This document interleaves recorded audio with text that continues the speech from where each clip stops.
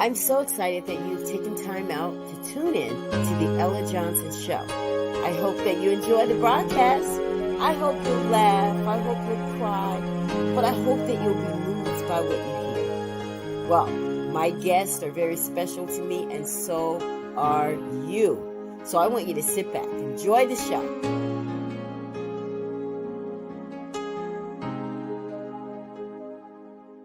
What you can become depends on what you can overcome. Yes, I'm so excited about my children's book that's coming out, and I'm looking for some mahogany kids. I'll tell you about that later.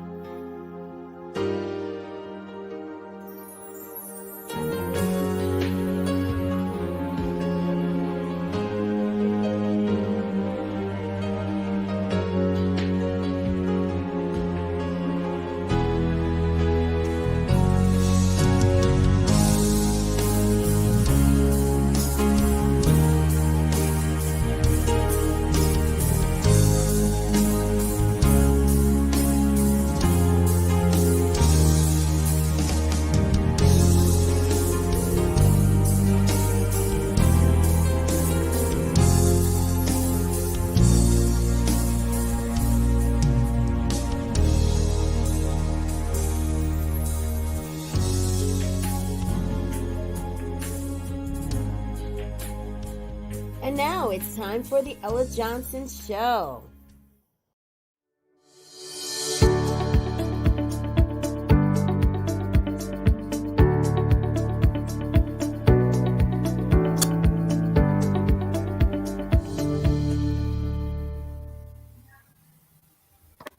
Hello, everyone. It's time for the Ella Johnson Show. Listen, we have been here all week bringing you domestic violence stories, true stories from some survivors. I mean, some awesome women and men. And tonight, we're going to do the same thing, except tonight, we're going to bring back some previous guests. We're going to also bring back everyone that was on the show this week. So we have a full show. And then, of course, my co host is going to bring us some jazz music at the end of the broadcast to take us out. But I want to welcome you all to the Ella Johnson Show. If you're watching from Facebook, thank you. Thank you so much. Just do me a favor, and every single one of you share the broadcast. So we appreciate that. All of you that do share it. We listen all day. All day I see people sharing the broadcast from the whole week. Thank you so much. We really do appreciate that.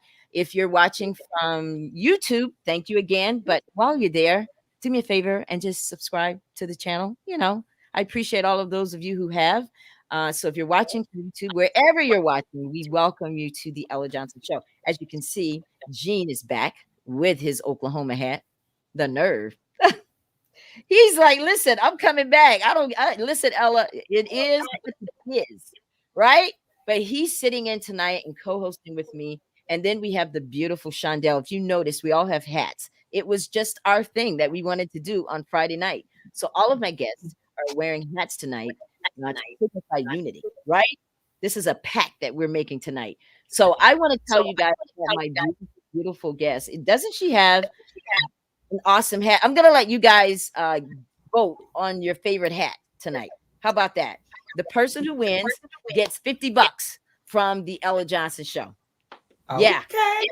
Right? So the winner, you guys get to decide. So I want you guys to when I tell you to make your vote, I'm going to tell you guys when, and then you vote on who has the nicest hat, and that person wins. All right? So let me tell you guys about Shondell. She's an author. She has a couple of books, Taking Back Control After Domestic Abuse and the Reality Behind the Illusion. She's also a podcaster of Shine with Shondell. I love it. Shine with Shondell podcast. She is amazing. What doesn't this beautiful woman do? But I tell you what she does do. She's a survivor. She's an advocate. And for those women, she turns their shame to shine. I love it. Love it. Welcome to the Ella Johnson Show, Shondell. Thank you so much. It is such an honor and a pleasure to be here with you guys tonight. So thank you. Well, we're glad to have you. You look great, yes, girl. ma'am. You are. I'm loving your hat. I totally want that hat. You guys don't have to smell it. I'm telling you. Listen. Hey, I represent Texas, okay? Howdy. Okay. I love it. Just about everybody here You guys are all from Texas. I love it. Well, we're Shonda, what gonna part of have Mhm. Texas you from? Dallas. Are you? Dallas. You Yes. right here? Isn't that Yes. something? You guys are right in the same hometown. I think it's awesome. Deep down. I listen. I love the Texas crew because you guys are very committed and very dedicated to the cause. Like Tommy did all of this. We're gonna meet him later. Tommy was on my broadcast a while back, and he brought all of you guys to the Ella Johnson show. So he definitely deserves kudos. But Shondell, we want to hear your story because I know that you've been through some things just like everybody on the broadcast, and we want to hear about you. But like we did with everybody else, I want you to give me a little information about, how you grew up, where you grew up, and what that was like. And share some of your good experiences and not so good experiences with us. Well, my childhood was very interesting. I grew up in Dallas. I was born in a little town called Terrell, which is where our boy Jamie Foxx is from. And Okay. so I've been here since I was 5 years old. And I grew up in a household with a lot of abuse, a lot of abuse. And so at age 11 is when I became very, I guess you say I became sexually active. Okay. And I always viewed relationships as something that you had to fight for. And I had a bit of an identity crisis early on. I was introduced to my biological dad at 9 years old. So my stepdad is the dad that I knew, up to that point. So at at that point, I had two dads in my life, but I was still lacking that love and attention. Nobody was telling me I love you, you're Oh, pretty, and that kind of oh, thing. So I was searching right. for all of this type of attention. And so at 11, this is when I had my first boyfriend, so to say. And he was in junior high. I think I was like in the sixth grade or something like that. And that's how everything got started with the whole sexual abuse and domestic violence came later on in my high school year, my senior year in high school. I met my son's dad. And Now let me go he back. You said that you experienced a lot of abuse in your house when you were growing up. What type of abuse were you experiencing as Well, in it your was just household? what I saw. Just My what you my saw. my Okay. mother and stepdad, he was very abusive to my mom. And so, you know, with little girls, the influence of the dad is what they hold on to as far as Right. what a male figure is supposed to do. It shapes them and it's like, oh, that's what men do. And so I just came to realize that at that point, this is just what happens. You just got to fight for love. Oh wow. Yeah. It's different. It's interesting that you describe it fighting for love. Right, Yes. Gene? Have you ever Well, put heard it put that way? I wanted to ask her when she said fight for love. What exactly do you mean fight for love? Well, it was just that was the relationship. You fought, you made up, and that was Okay. what you do. You know, Okay. there's gonna be fighting. You're gonna make up, Okay. but there's gonna be another fight, and then you're gonna make up, and there's gonna be another fight. And so you Okay. just Right. fought for love, and that's what I thought and perceived love to be. Right. Okay. Okay. Now take us to Yeah. the time that you're starting to be sexually active. What age? I was 11. 11. 11 years With old. whom? And so I was one of those girls that I looked much older than what Right. I was. I was more developed, so to say. And Right. so Was it when I another met 11 this, year old? no, he was in junior high. I think he was 13. He Okay. was in junior. Okay. And so I was very naive. I believed whatever he told me. We would talk on the phone, and our apartment complexes. He lived in the apartment right on the next apartment's complex over from mine, and Hmm. so we would talk to each other on the phone. And I had my own line, so I was talking to him on the phone, and he would just say, "Hey, come over to my apartment. Nobody's home." And so I was like, Okay. And so it was just like, for me, I'm 11, so it's just like I'm going outside to play. So there was never a Okay. question as to where I was going when I went there. But when I got to his house, there was a lot of things that happened that made me very uncomfortable. What kind of things were And those? he was feeling on my breast and other body parts and that kind of thing. And so eventually we had sex, Okay. and I just How didn't did you know guys what know what to happened. do? I'm just curious. I didn't know what Okay. to do. Okay. I was just He knew wondering. what to do. I didn't know what to do. Okay. But, Gee, why are you smiling? just That's a good question. Yeah, it's a good question.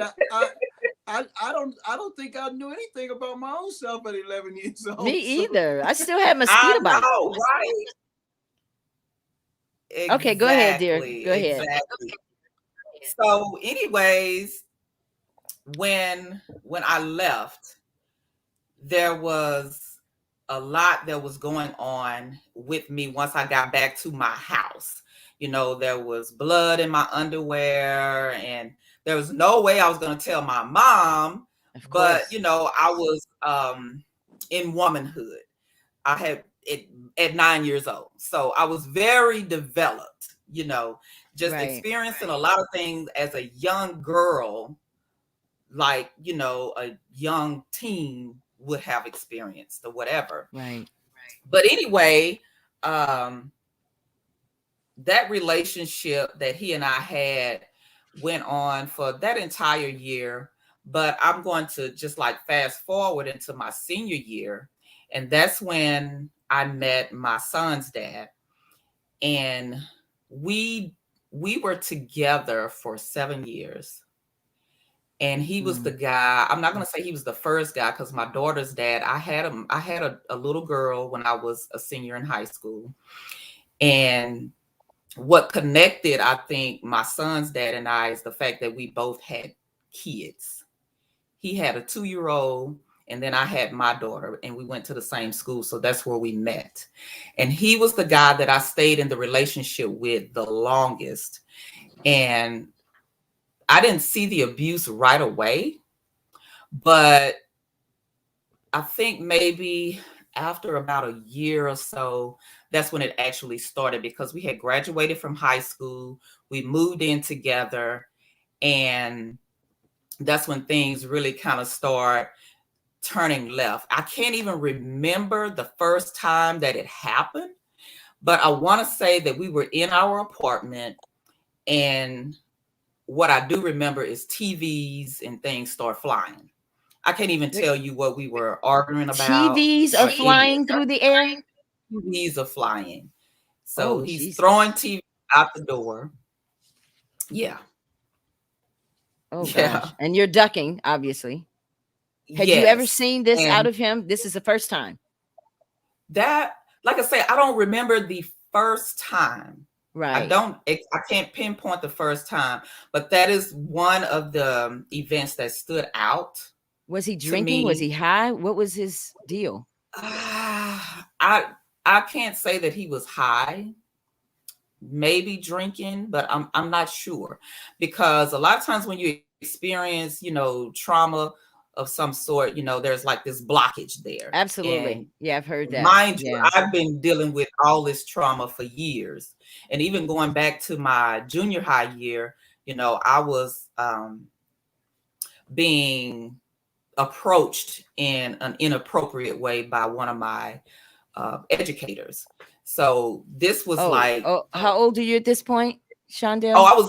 I was in junior high then. And a teacher approached you? Oh yeah. In what way? What did he say? How did So, he approach you? well, I mean, it was just like I had a class that he was teaching, and he was like the coach of basketball and all of that. So I was very athletic. I wasn't very good at it, but I was very athletic. And everybody liked him. He was like fresh out of college. The Mm, girls saw him as fine, and he drove a nice car and all that kind of stuff. And so he kind of used that to his advantage, and I can Right. say for myself that I liked him. He I was mean, I cute. liked He a was couple of my fine. teachers. I thought they were fine. Yeah, I can feel you on You that. know, so I mean, I'm just and being honest, Gene. Isn't um that what it is? Real talk TV. Okay. All right. Go ahead, sweetie. I mean, and let's so be he real. How many of never us didn't have a crush on a teacher or somebody at some point? You didn't? right, right. Okay. Well, No, no, I'm excuse. joking. I'm joking. I did. I I did. know you did. Yeah, I was just getting ready to call you out, but you know what? It's Chondale's time. Go ahead, sweetie. I'm sorry. So mine was a compilation of sexual and domestic abuse. So at the time, it's funny because I really didn't see what was wrong with what he was doing because I Okay. liked him. Okay. And it was like after all the games, he would take a lot of the players home, but I would be going home last all the time. And he never, we never had sex, but he would make inappropriate gestures to me, like try to kiss me or whatever. He would buy me gifts and all kind of stuff. So that's that. And then, like I say, going back into high school, me and my son's dad, we dated for 7 years. And for most abusive relationships, throughout those 7 years, it was just a lot of stuff going on. We fought just about all the time. And No. with me, I was one of those, I was a fighter, because this is what I saw coming up in the house. You got to fight for love. So, we Wow. right on point. Everything is the way it's supposed to be. That's the title of But a this book, by the guy, way. I just want to let you know. Fight for oh, Love. is it? That's the title of a book. Okay. Your next one. And Yeah. okay, I'm gonna have to check that out. But this was the guy that sat in my mother's living room, and I don't know what conversation we were having, but he told my mom flat out, I would never put my hands on a girl. Okay. Now, why he said that, I don't know. And it must have been, like I said, it must have been something we were talking about. Right. And I didn't see it for a long time. And I want to say maybe a couple of years in is when, all the abuse started. And, I was wearing black eyes. I was being, dragged on the concrete, where my knees were skint to the white meat and, just What? cheating, all kinds of stuff. And Okay, then let's it let's let's let's back transferred. up to some of this abuse because I want to break it down a little bit. This Yeah. abuse that was happening after the first black eye, I'm sure there were several other ones, beatings, and you hid it, right? Did you hide all It of was, these beat? yeah, I would, because it would always be like the black eye, I think, was the most dramatic that it has been. Did you And tell anyone? it was a black eye. Did you tell Well, anyone? they saw it. They They saw saw it. it. I would walk around with big shades on, but they could see that. Did And, anybody get other involved? things. Did anybody want to get involved? I'm sorry. Did anyone in your family want to get involved and you just didn't No, let them? Or not really, because, that was just the thing. And a lot of my friends, they were having the same kind of issues with their boyfriends, quote unquote. And so it was just like, this was the thing. I didn't know anything about um, domestic violence, resources, any of that, because, this was just normal to me. This was normal behavior. now let me stop you right there. And Let me stop you right there. Gene, talk to me about that because Shondell is not the first one that has made that kind of comment this week that it was normal. I didn't know it was domestic violence. We didn't talk about domestic violence. I know we didn't in my household. We just saw people getting beaten. That was just how it is. And you don't tell anybody. I don't know if you experienced this or you, Shondell, but I know growing up in most black households, it's you, whatever happens in this house stays in this house. Why is this such a common thing? What she's saying is that it was just normal. How did it become normal? yeah. You know what? I've asked myself the same question, but there's one statement I like to make, and that is, as a culture, as a race, when we came over here, that's the first thing that we was taught, that you beat a man to control him.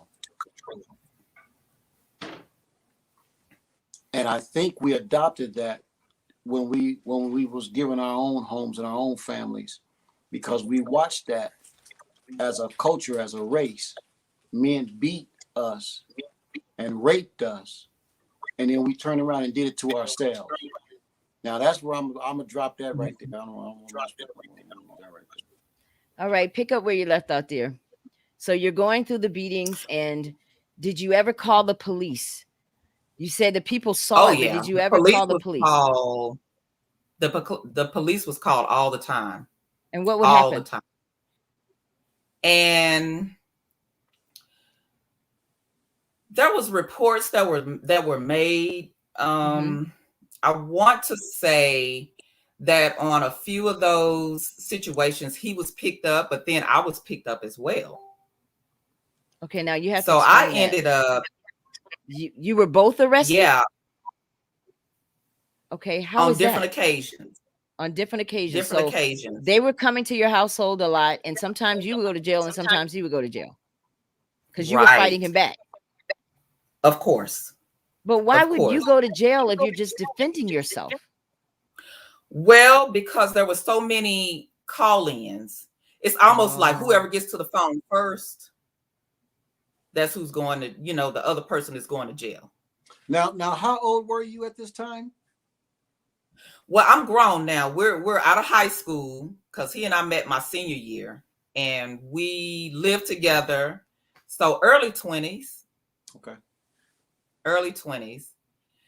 And one particular incident I remember, we had come home from being out. He was trying to have sex with me. I didn't want to. And there was this struggle going on. So he got really angry, and there was a glass sitting on the nightstand. So he got so mad that he hit the glass, and it cut his hand up in like all these different places. And so he called the police and on told me him it was you. that I did it, and Oh they my. took me to jail because he felt like I was going to call on him. So it was like a rat race. Who's going to get to the phone first and call the police? It was Now, crazy, Shondell, how long did you it was endure these crazy. beatings and this drama in your household? How long? With him for Yeah, 7 years, off and on. 7 years. At what 7 point did you years, get off and on. tired? Was it 7 years is when you finally said, I'm done? Or did you want to leave Yeah. before and just couldn't? I would always say, I'm tired, I'm fed up, I'm going to Yeah, leave. And I would probably leave for a day or two. And then it's just like, oh, he calls, oh, I miss you, I love yeah, you. And we're back together again, that kind of yeah, thing. So we were going through that honeymoon phase. yeah. But I think that when I really just got fed up, um, the abuse transferred to my son. He started beating your And son.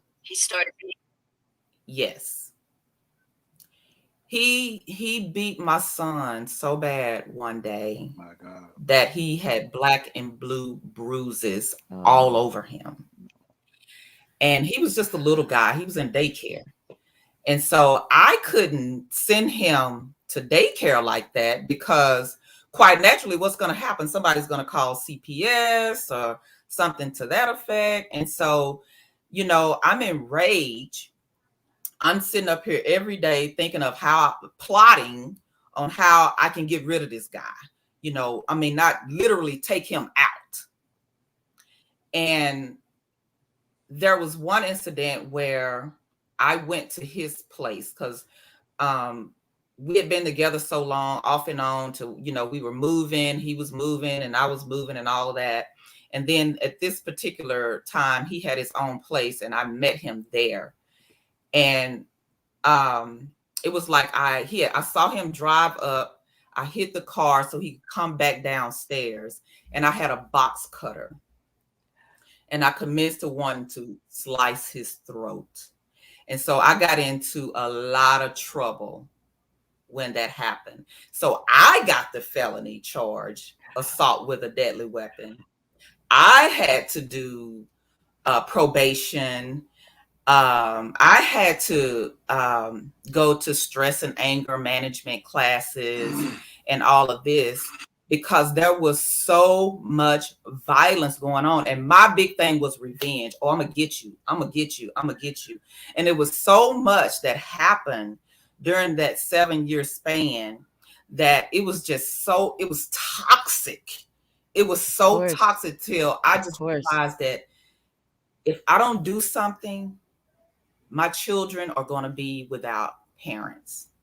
Either I'm going to kill him or he's going to kill me. One or the other, because we were just going at each other too much. And to the point where I'm plotting on how I can take you out. It's gone too far at that point.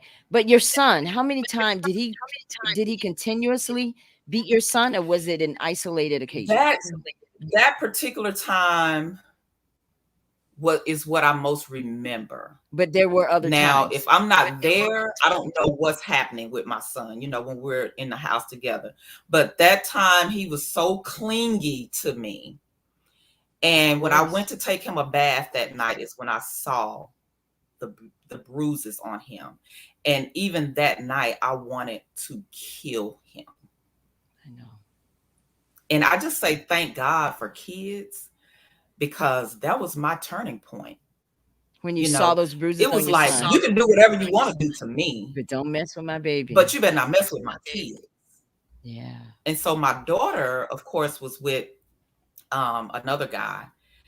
And he was really the first person that ever put his hands on me, my daughter's dad. And but we weren't really together. We had a beautiful daughter, and that's what came out of that. But I eventually left him. Okay. Because after all of this, when I think back on it, I'm like, it wasn't worth it. Yeah. It wasn't. I'm sure everyone thinks that. I'm sure. But you went through it. It just wasn't worth it. Now, were you present? Were you present when he was beating your son? No. No. Okay. No, so he would do it, and you would come home and see it. Okay. Right. Yes. So I don't know what he did that caused him to beat my baby like that so bad. Now, to where Jean, imagine that. What's your son's name, Shondell? My son's name is Delaney. Delaney. Oh, wow. That is so nice. Imagine Delaney was your son, Jean, and you're hearing this. How do you respond? Do you call the cops? Do you call DCF? Do you go beat him up and handle it yourself? How would you, as a father, handle that if that were your son? I called the mortuary, asked them if they got any room. You killed him. Somebody is coming to join him. Hey, listen, was that his real dad that did that, or was that his stepdad? Yes. No, that was his biological dad. What? Yes. And the killing part is, when I wrote my first book, The Reality Behind the Illusion, I was thinking of all of this. So I had to go back and relive a lot of these moments, right? Of course. And so as I was thinking about it all, I was thinking like, okay, so his dad was abusive. And then I think about his dad. His dad was abusive. And then I think about the other guy that I was in all these guys that I was in relationships with, all of their dads were abusive. So it was just like this. That's what I attracted. So you were getting with people that were similar to you. You grew up with seeing abuse. They had it. So it's like, can a relationship like that work, Jean? I mean, she came from a domestic violence and sexual abuse background. They're coming from God knows what, and they hook up. Anything can work. Anything can work. The problem is everybody's broken, and But if we are committed to getting well and being healed, and it it can work. Man, God is bigger than us, and that's the beauty of it. You know, I hate that we have to go through this, because Yeah. a lot of us are going through this unknowing, because Yeah. we've Yeah. seen it from childhood till it's a cycle, and it's a way of life, and we Yeah. have committed to it. Yeah. And just like what she said, and other women that are saying the same thing, that we saw it since childhood, so we thinking it's okay, and so therefore we work with it. Like she said, she fought through it. But if two people get to the place where they understand that this is wrong, and they love each other enough to fight. Because listen, whether you stay together or get someone else, you're going to have the same old problem unless you get with Yeah. somebody who is willing to fight for your marriage in a different direction, a different Yeah. perspective, but still fight for your marriage and your love and your children. But you have to have that someone that's committed.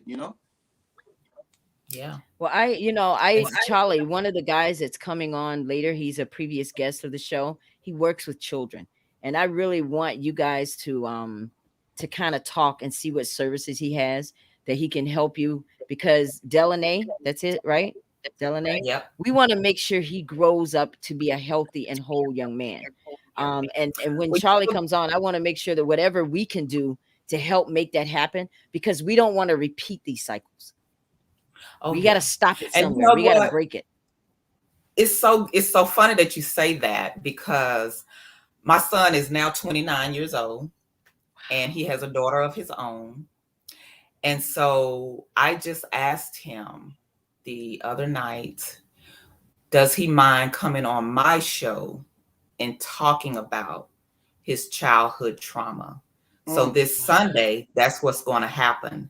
mm. So I don't know how this conversation is going to go, but I'm so curious to know his thoughts, and He's never his told you? no, we've never talked about it. It's Wow. just So you're been going one to of hear those it the first things, time on the show. first time. Well, I want to prepare you that if it doesn't come out like you want, take it, because it's his Oh truth. yeah. Yeah, Oh yeah. it's his And I'm truth. prepared for that, because I've said I had to mentally prepare for this. But if I'm going to advocate for this thing, I definitely want to start with my own family. Amen. Kudos to you, sweetie. Hey, That's hey, real. and listen, if That's there's real. anything I can do, if your son needs someone to talk to, I am available. Yeah. I'm available. I appreciate that, because Okay. it may come down to that. Well, Because we're we've family. suppressed. So Oh yeah, you have a lot of support here, because I'm we've really suppressed concerned things about him. for so long. Yeah. Yeah, So you finally until got out, Shondell, after all those years. Now, oh yeah, was this it? This was the last one where you're like, I'm done. No more domestic violence. I'm going to take care of me now. Was this the last one? yeah. I wished I could say that, but Oh, I didn't let no. grass grow up under my feet. I didn't let no grass grow up under my feet. It was just like, in order for me to get over one, it's just like I got up under another one. And so I've I heard that never this week allowed myself also. to heal. I never allowed myself to heal. And so I can say it was my 40s. In my 40s is when I realized, what was really happening. I would always blame everybody else for my life being in shambles and Yeah. everything else. And I never took a look at me, Oh, what my role was in it, what my part was in it, and the ownership that I had to take in all of it. that's And I growth. came to I love it. realize that, what? If this is love, I don't want it. I want no parts of love at all. And so I stopped dating. I just stopped dating, and I started working on me as an individual. Right. And I really am on this journey of learning what love is.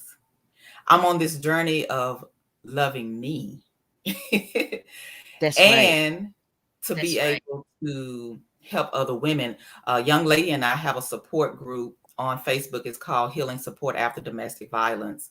And we Okay. have over, it's sad, but then, the fact that we have so much support, is over 1,200 women in this group that have been impacted by domestic violence. But Wow. Are we're you all in there supporting one another. Wow. so this thing is Yeah. growing, Gene. Oh yeah. Wow. We have to Every bring more day. light on it. Oh my gosh. Wow. Yeah. Wow. It's I, sad, I hate but I hate that there's 1,200 women, but I'm grateful that you're together. Yes. Um, yeah.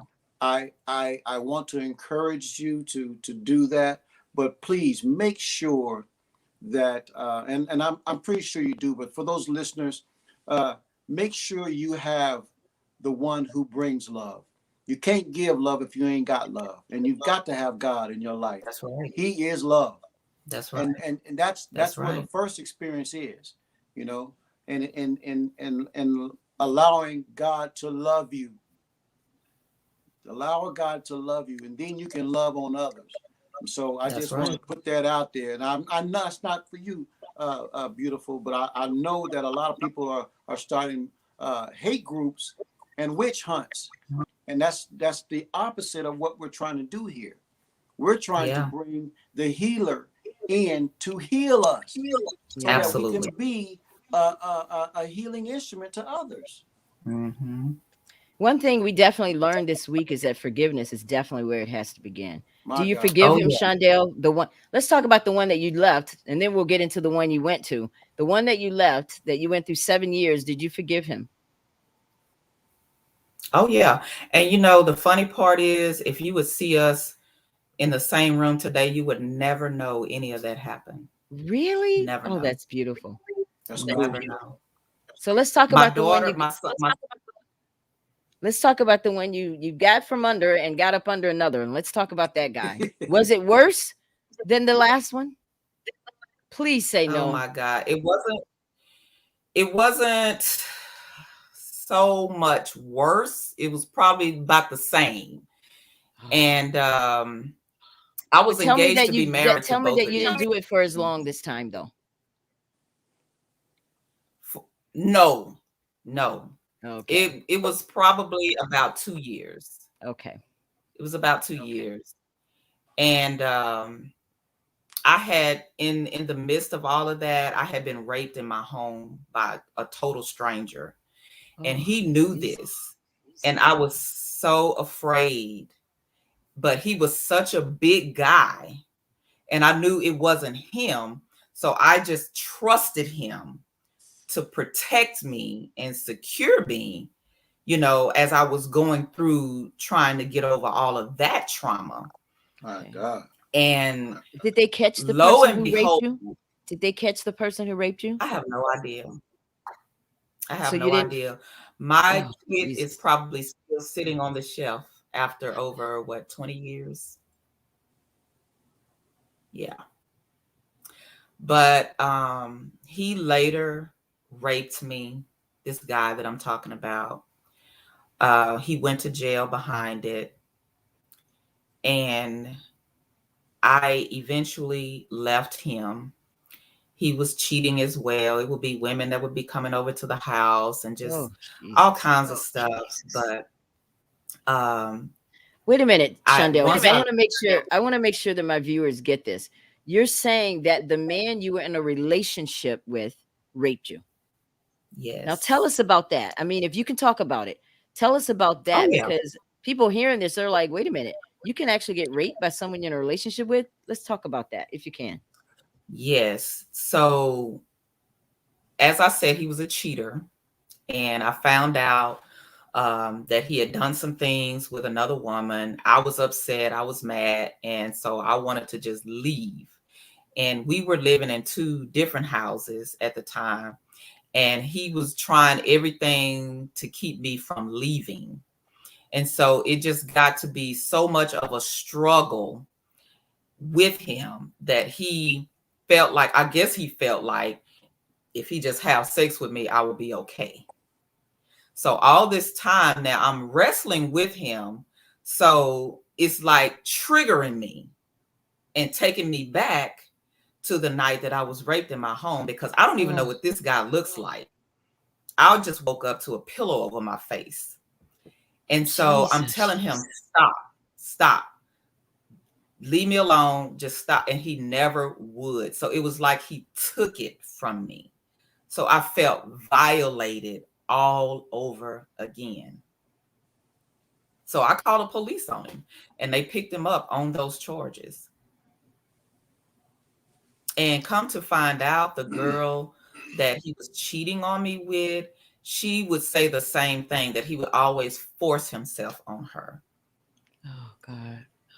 So we shared the same experiences Now, or whatever, Shondell, but I really want to know, because you're going through the timeline and you're telling us what happened, but I want to know, and I know my viewers want to know, what were you feeling at this point? What kind of, who were you, on your knees praying? Did you have any kind of pastors that you talked to? Who was counseling you? Who was helping you get through this? well, once I was when I was raped, I did go through counseling. Now, Okay. I've never been through counseling for the domestic violence because I didn't feel like I needed to, Mm. you Mm. know. I didn't see it was a problem, but it was just like this was a normal We'll get thing. over it. Okay, stop. Yeah. Jean, I have to talk about that, because you know what? I think, I don't know if this is just a woman thing or if this just a human thing, that we feel like we don't need counseling. Why do we have such reservation about getting counseling? Why? That's a very good question, because men who have experienced domestic violence feel the same way. I can't answer that. Even myself, I I I felt the same way. I have no Wow. answer. Okay, keep going, Shondell. So then, where were you guys now at this point? So, believe it or not, I went back after that. And here's Wait. Okay. the Time out. thing. af- Time out. Time out. Time out. You went back to the Yes, guy that raped you? I went back to him. no judgment here, sweetie, but None. what, why? That's a good question. Um, but we were going to get married, and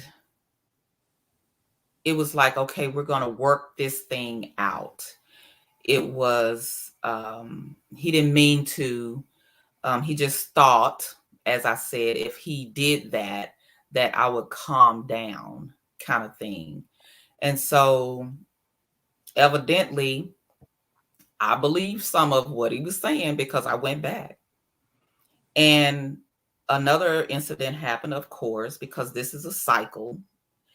And the police that came the day he got arrested for the rape was the same police that came when this new incident happened. And this, in once again, find out he's cheating.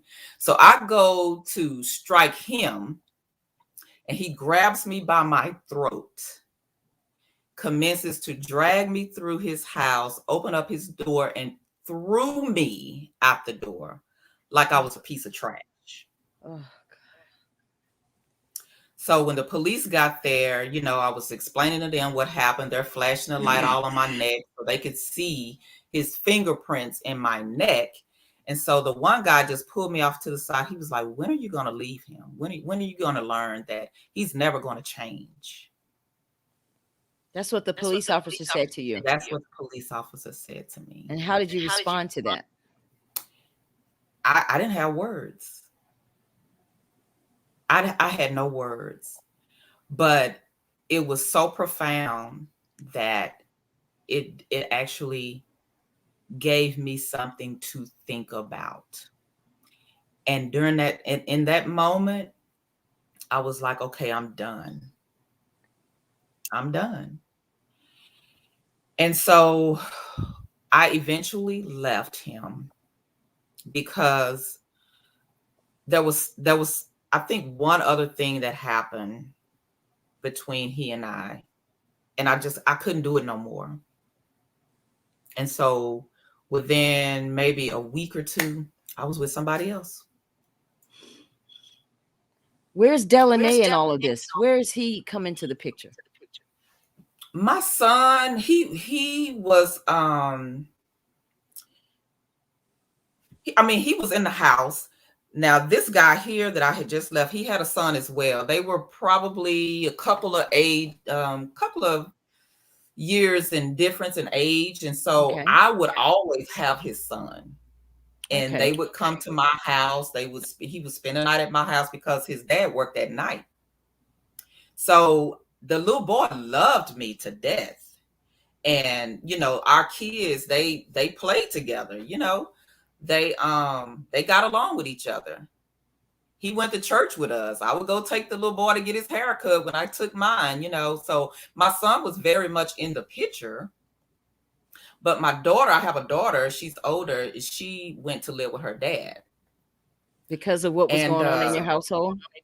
Was that why? oh, it was just this whole thing he had about being king of whatever, because I say my opinion is that because his wife couldn't bear kids, then they fought. We went to court and they took mine. So they used all of these things that were going on Against to you. to take her out of my house. Yeah. Because I she could was have kind of prepared you like for getting that into one. some trouble. Yeah, she Yeah. was getting into some trouble, and I would discipline her. And he would tell the police he would tell her to tell the police that I assaulted her. So your relationship with your daughter is So, somewhat estranged at this point. oh no, I live No? with her now. Oh,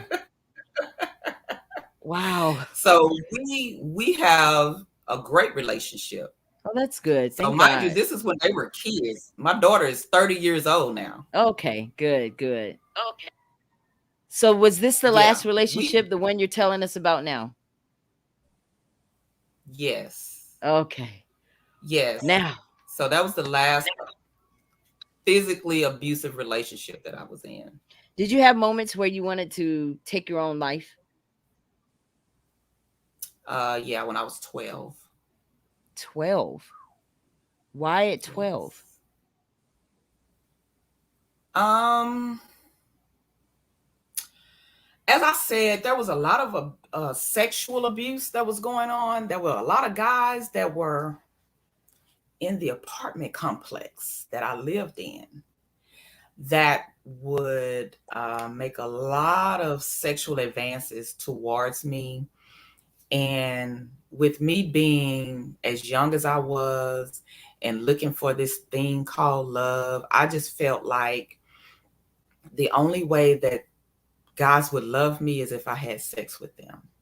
So I had this warped sense of, um, what love looked like. And so as long as I was having sex with these guys, they loved me, right? But I was feeling like, you know, I was violated even so. So you were just And having I sex, feel but like, just to be having sex. Would you agree that you were just having oh yeah, sex I just to was be having?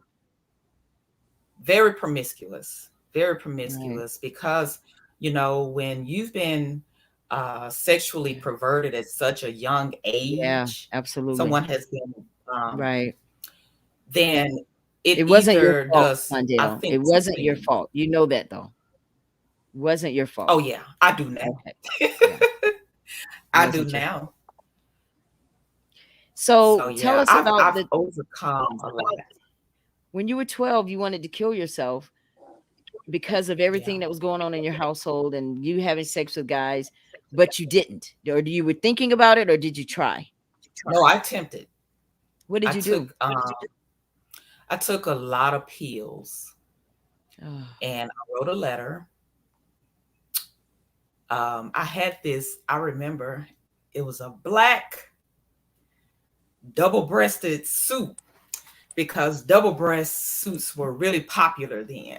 Yeah. And I put it on and I took all of these pills and I was like, this is it.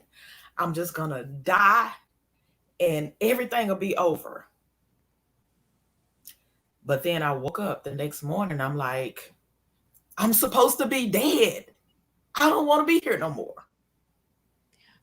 And so that's what, as I was writing my first book and telling my story, it was like God said, I know the plans that I Ah, have for you. what you said. What you said. And just because you want to take yourself out, that's not in my plan for you. Yes. So when I got ready to throw the towel in, guess what he did? He He threw it back, threw it baby. back at me. He threw it back. You better ask somebody. He like, who are you? I am who I am. Mm, And what I say mm, is what's gonna go. my God. So I feel like, I went through all of that to get me to where I am right now. To be able to share my story, to embrace my story, Yes. and to be able to help others just by Yes. telling my story. My And my God. second book, Shine, Shine is an acronym that means to speak out, to help yourself, ignite your own fire, never look back and evolve. And so that's the book Oh, I just published. yes. Girl, you got to stick a pin Yeah. in that. That was good. I love it. I love it. And you've been telling this story with a Yes. smile on your face the whole time. Where does that peace come from, Shondell? Where does it come from? I just believe that everything that happened to me was for a reason. Yes. And I used to say that a long time ago, and I didn't know where that came from. But when you have the joy of the Lord inside of you, because I always went to church, even the night I was raped, I had just come from Bible study. The night I got raped, I just came from Bible study. So Christ has always been a part of my life. The word of God has always been a part of me. And once I realized that, because the book that I was going to write was going to just be bashing men because I was just fed up with men. I'm just like, I'm Of sick of course. men. I'm going to talk about them. And so it was like I went to this seminar and they were like, if you're here to write fictitious books, that's not what we doing. And I'm like, what? So I went to bed that night. It was that whole weekend. It was like God put this vision inside of my head. And he's Yeah. like, this is when your healing starts right now. And one thing I want to And say too so, that's good is whenever you have these feelings of anger, guys, don't put it on Facebook. Don't put it on Instagram. Write it down and then trash it. Get it out though, but just don't put it out there because people get hurt with that stuff. People get hurt with that. Well, I am so glad, Shondell, that you are sitting here. You're an author, you're a speaker. I am really rooting for you Sunday. I want the link because I'm going to watch that and okay. support you. I want to support both of you because this is a healing that's going to happen live, and I want to be a part of it because I think that you need it, and I know he probably needs it too, right? So we'll be watching, Yes, and I'm sure all absolutely. of your friends here tonight that are going to come on later, they'll be watching and supporting you as well, and your son. What time? Yes, What time is your podcast? 7 p.m. Sunday night, Sunday. 7 p.m. Central tonight. Central. Okay, so that'd be 8 my time. Okay. Mhm. Awesome. Well, look at this beautiful lady that has joined us, Miss Jocelyn. Welcome. Hi. We are so thank you for being patient waiting there. Oh, no worries. Thank you for having me, Ella. Oh, of I think course, you of do course. great things. I've been following you for some time, but I didn't have the courage to come out and speak with you about speaking my truth until recently. Well, But wow. what Well, you're praise doing God. is clearly um, you create a source of strength, which is the testimonies you produce on your program is a source of strength for so many women. So Well, thank I you. am You glad. are a To gift. God be all the glory. He Yeah. gets the glory. Absolutely. Thank Yeah. you, though. I appreciate it. Well, we want everybody to know who you are because you have such a nice background And I love what you bring to the table, because I think you're going to be able to help wrap a lot of stuff up. Because we have a lot of questions, because, you've been involved in the legal side of things. So we really, really want to hear from you tonight. But she's an advocate for domestic violence, a marital rape, also what Shonda was just talking about, and extreme narcissistic behavior. She's a mother of 2 daughters. She's instrumental in getting legislation passed in her state and signed into law by the governor. Now, case study is in the high school civics class. Amazing for your efforts. I love that. Just this year, she gave testimony on behalf of a domestic violence bill that requires most parties of the court to report abuse and neglect in cases of domestic violence. She's the author of a children's book. She's the publisher of Focus on Women magazine. And tonight she has a slow moving tragedy to share with us. Welcome, welcome, Jocelyn, to the Ella Johnson Show. Thank you. Yes, and praise God for your courage. I'm excited. I praise him too. I tell you, if it Yeah. weren't for the 91st Psalm, and I say it all the time till I breathe it, and I put my daughter's names in it all the time. So if it weren't for that, I don't know what I would do. I know what I hear you. Take us So to the thank you. beginning, though. Talk to us about your first time ever experiencing abuse.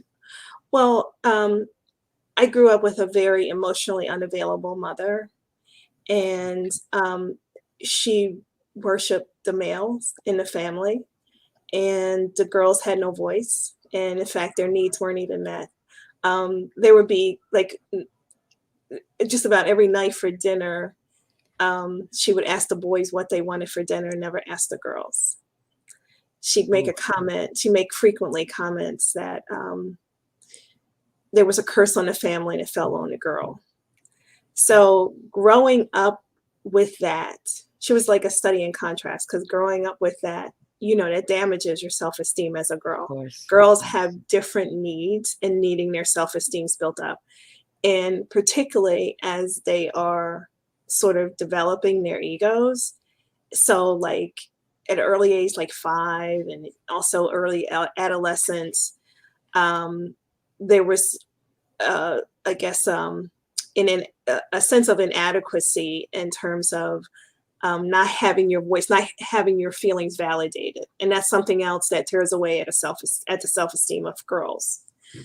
So, and that's sort of what navigated me towards women, the Women magazine, and supporting women's needs and, rights and things like that. So I also had a brother who was very violent, and I remember him punching a female cousin in the nose and breaking her nose. So witnessing that, that made me normalize what Shondell was talking about. You see it, we're all products of our experiences, so we start to normalize things that should not be normalized. So I first got into a relationship with someone who was very mentally abusive. And then from there, I started working, started, finding myself, worked in my dad's company.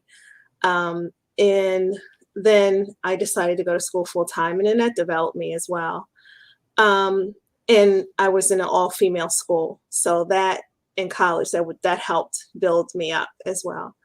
But I still had that sense of inadequacy. I still had that void. And I ended up meeting someone while I was in college who was emotionally unavailable, a lot like my brother, who was very violent. And he had troubled relationships. He came from an abusive background. I didn't realize that until those things started coming out, and we eventually got married. And then we introduced children to the relationship. But all along, he had serious issues with anger. He would blow off the handle over minutia. He would curse me out at times over nothing, but and he would say, so what? Sometimes I get crazy. So what? I get crazy now and then. So I would share this with some girlfriends, and they say, oh, well, he's a lawyer. So yeah, he's the type A personality. So everyone would like rationalize his behavior, including myself. And things got progressively worse. But I want to tell you some red flags. The red flags that I didn't pay attention to until after the fact was, one, he told me that he cared more about, because his mother died and his girlfriend left him at the same time he was graduating from law school. And he said he cared more about his girlfriend leaving him than he did about his mother dying. So Oh, that in itself, I mean, in hindsight, tells me, okay, that's definitely a sign of a narcissistic personality, because that lack of empathy is there. Also, there would be, I remember we went to a baseball game, and of course, like my mother was an International Red Cross duty nurse, so she was gone 6 months of the year sometimes. So she'd be in war-torn areas and things like that. So I thought that, him just not calling now and then and leaving me dangling and not knowing what was going on was normal. But we were at a baseball game and I saw a little toddler walking around by himself, and I'm just want to stop. And I stopped, and I wanted to find the police and try to find a parent for this kid. And he like was pulling my arm, like, let's just forget this. Who cares? And I couldn't do that. And then he was so nasty and abusive towards me when we were alone. So he didn't start physically abusing me until after we got married, but he was very verbally abusive. Asshole, I want to punch you in your face, but never touch me until after we were married. So when we got married, now let me ask you a question, go Jocelyn. ahead. When you noticed this behavior during the courtship, you guys Right, weren't married right. yet. Did you ever have any type of second thought about marrying him, or you were ready to go gung ho?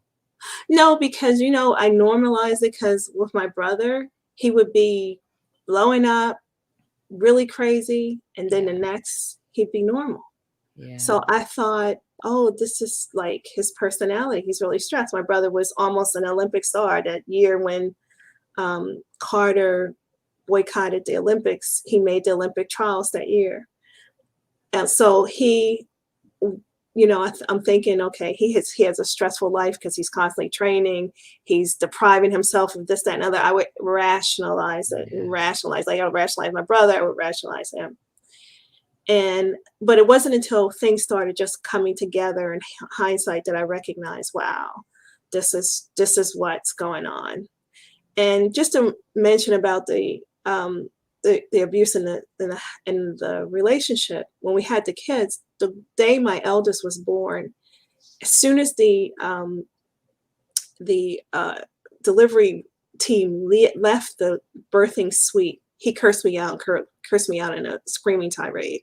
I couldn't get In the up because I hospital? had, yeah, and In the there were no hospital. witnesses because the delivery team left the suite, the birthing suite. So I was in under, I guess, medication, because they put some kind of, gas me somehow so I wouldn't be in pain. And he cursed me out, calling me all kinds of names and frightening the baby, because the baby was just born, just minutes born. So he was abusing the newborn. And I Oh, said, get out, Jesus. get out, get out. And he wouldn't leave. So I ended up leaving with him from the hospital. And then I noticed that there were times when he would actually say, because I was still a writer at the time, and I was working part-time as a journalist. And I remember one time I had to go away, and he said, okay, not go away, but the baby was small. She was like maybe 3 months. And I was in a newsroom, and he said it was fine. He would take care of everything. So I hear him on the other end just screaming, saying, hurry up and get back. And the baby's right there. He says, she's not drinking her milk, and all kinds of things. And I remember one time we had someone who helped me with the baby, and she said, why does your infant tremble? And Mm. now I understand that trembling came from, probably at birth, him frightening her because he's screaming so loud. And also, as she grew up, she was very, very needy, in terms of very insecure, high anxiety, very I guess, afraid, a strong sense of abandonment. When the children were single digits at like 3 and 5, he would threaten to leave right in front of them, and they would say, "Daddy, no, please don't go." And that was emotional abuse as well. So they had issues of abandonment, particularly the older one. And we did separate once, and he actually got away with picking up the younger one and throwing her. And he was reported to Child Protective Services, and nothing happened. Nothing. Okay, He let's was go. Let's go reported back. Oh, he he threw. What was do you mean reported he threw numerous her? times by doctors, by pediatricians, by counselors, school counselors. He got out of it. Each time he got out of it. He always could find that ounce of doubt, and people would back away because he's also a lawyer. He's the bottom feeder lawyer, like the Cohen kind of lawyer. That's the kind of lawyer he is.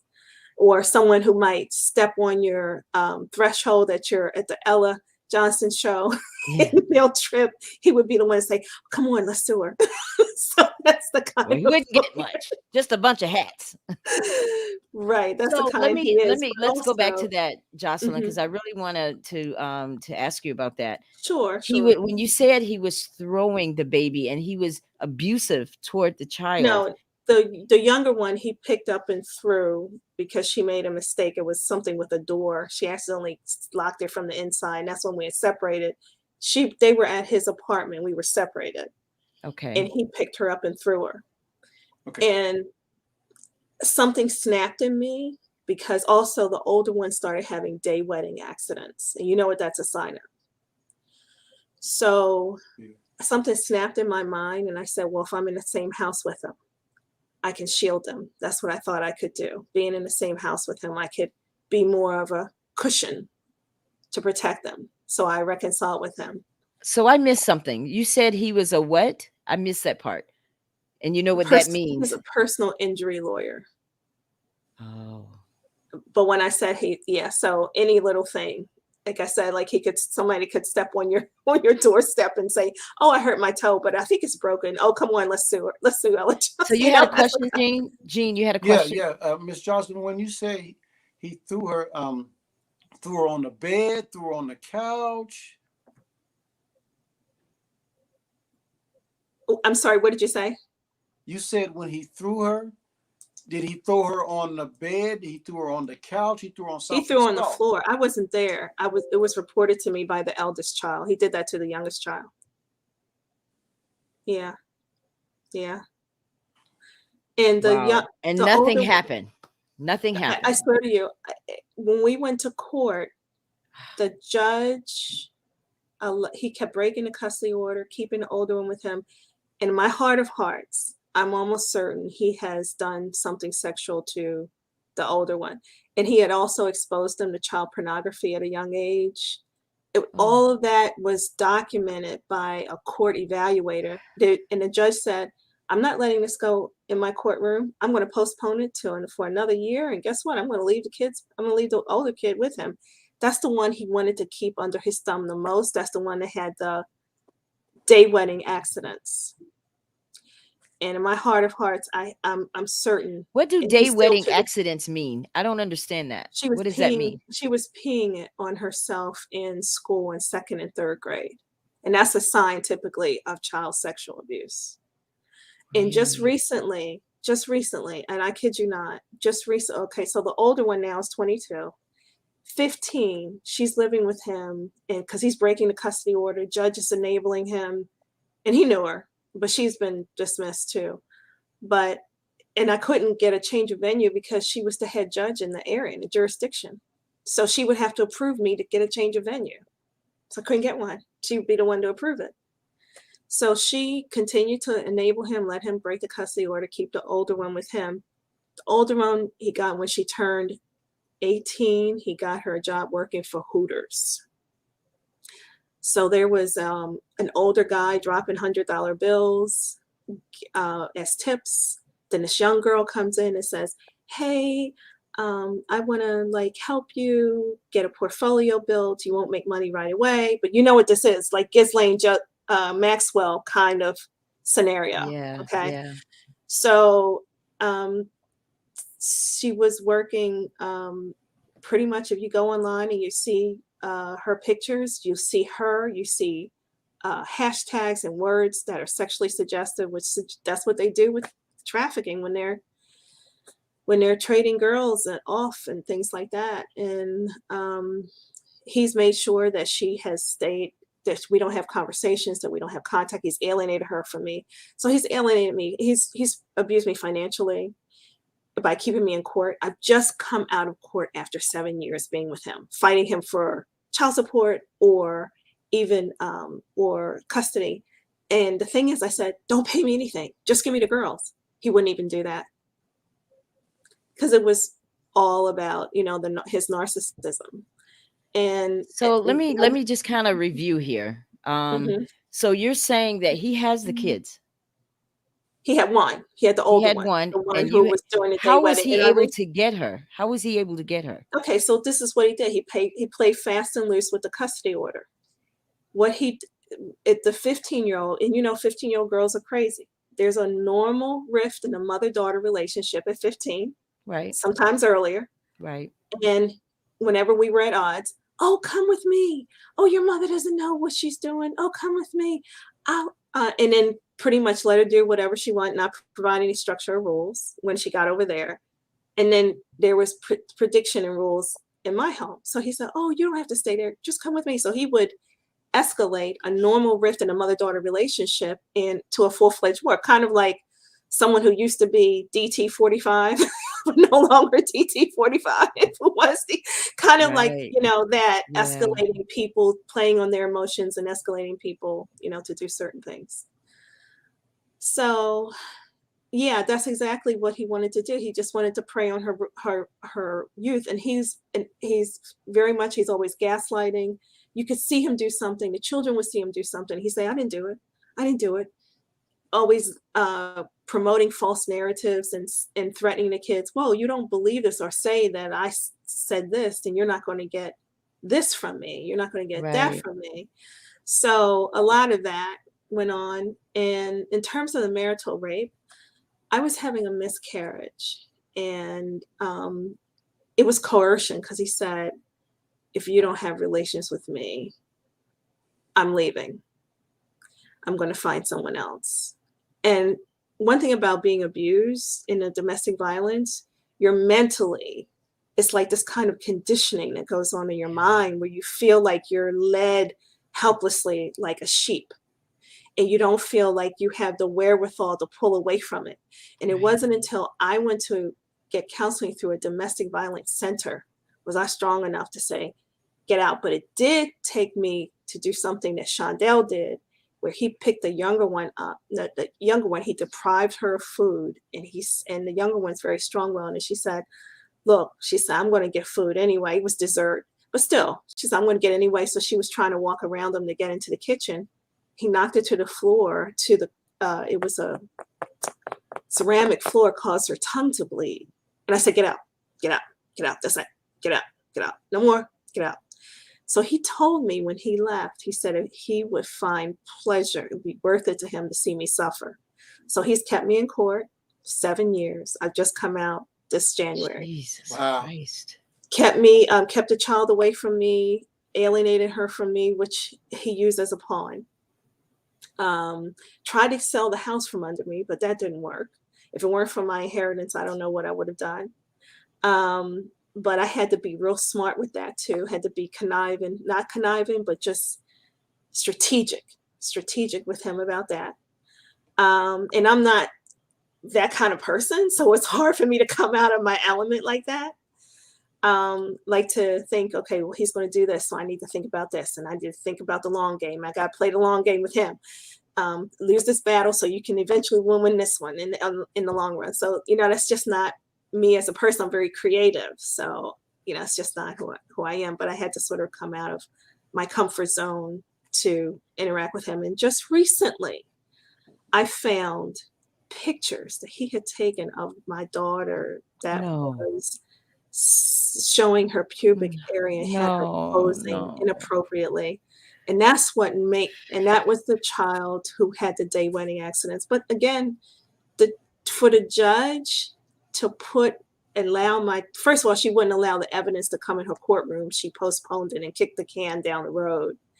So all of the evidence that was brought out by a court evaluator that the judge even promoted, she would not let the evidence play out in the courtroom.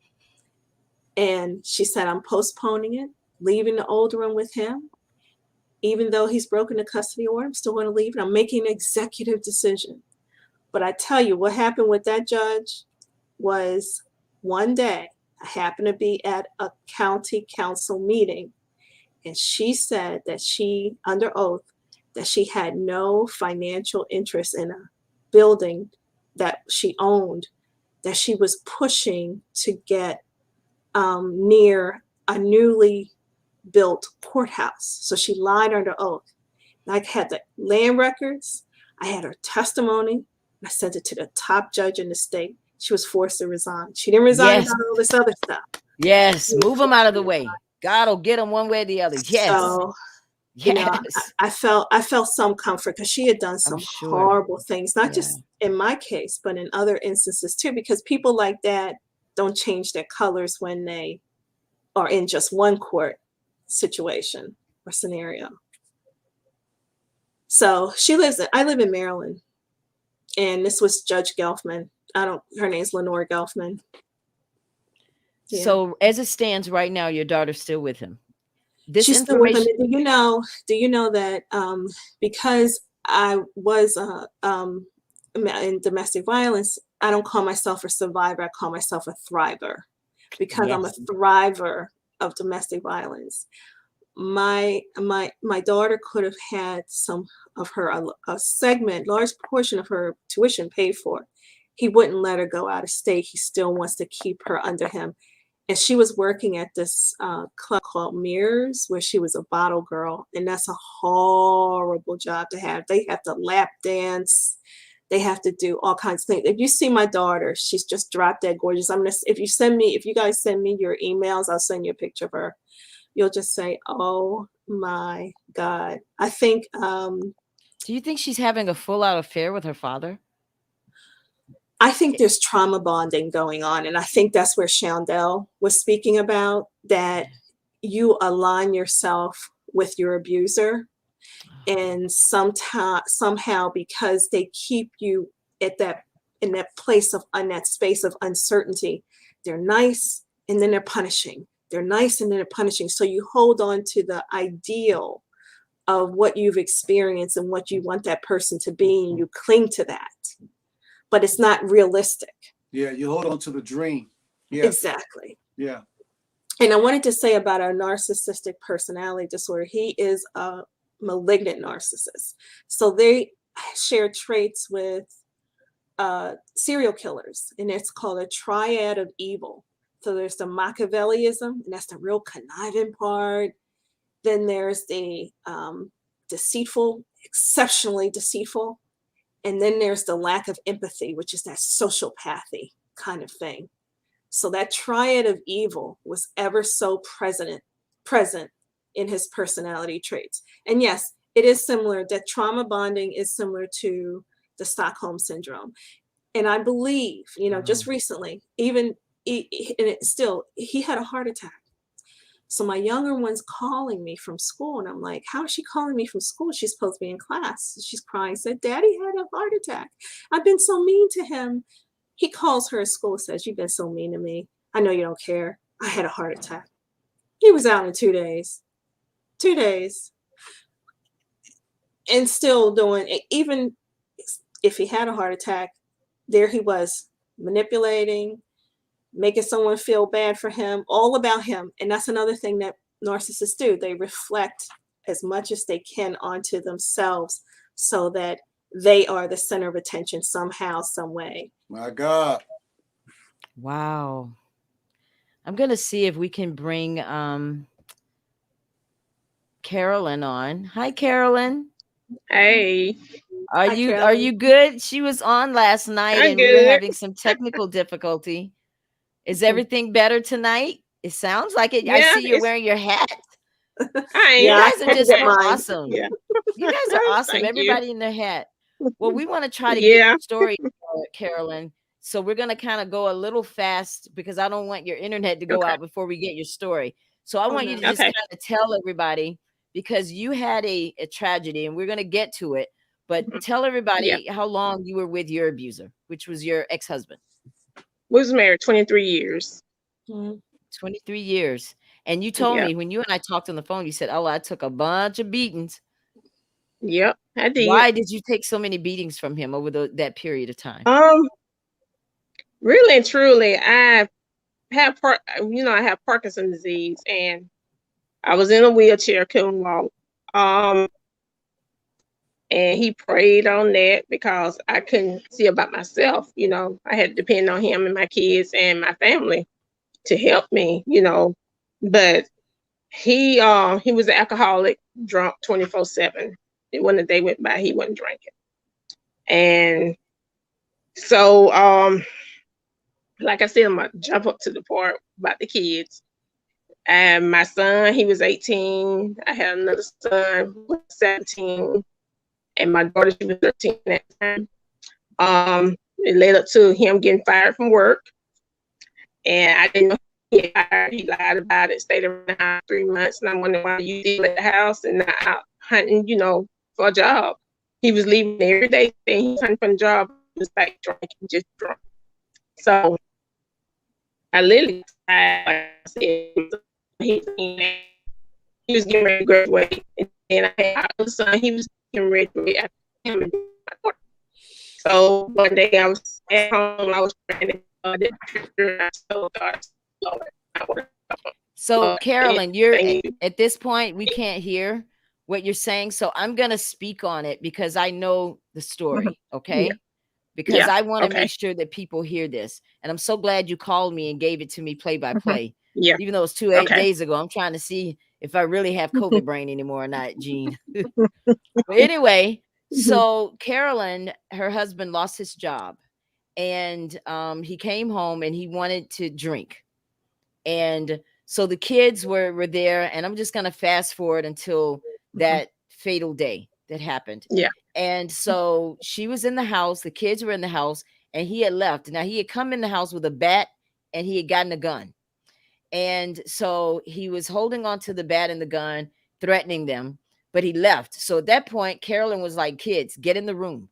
Get in the room. Don't come out until I call you, or just, if no matter what you hear, stay in the room." So she did, and all of her and her daughter and her sons, they were all in the room. Well, when he came through the door, naturally he was drunk and crazy and irate, and he called for the boys. So she was like, "Wow, why did he call for the boys?" Now, Carolyn all along had known, she had prepared her kids. He's going to kill me.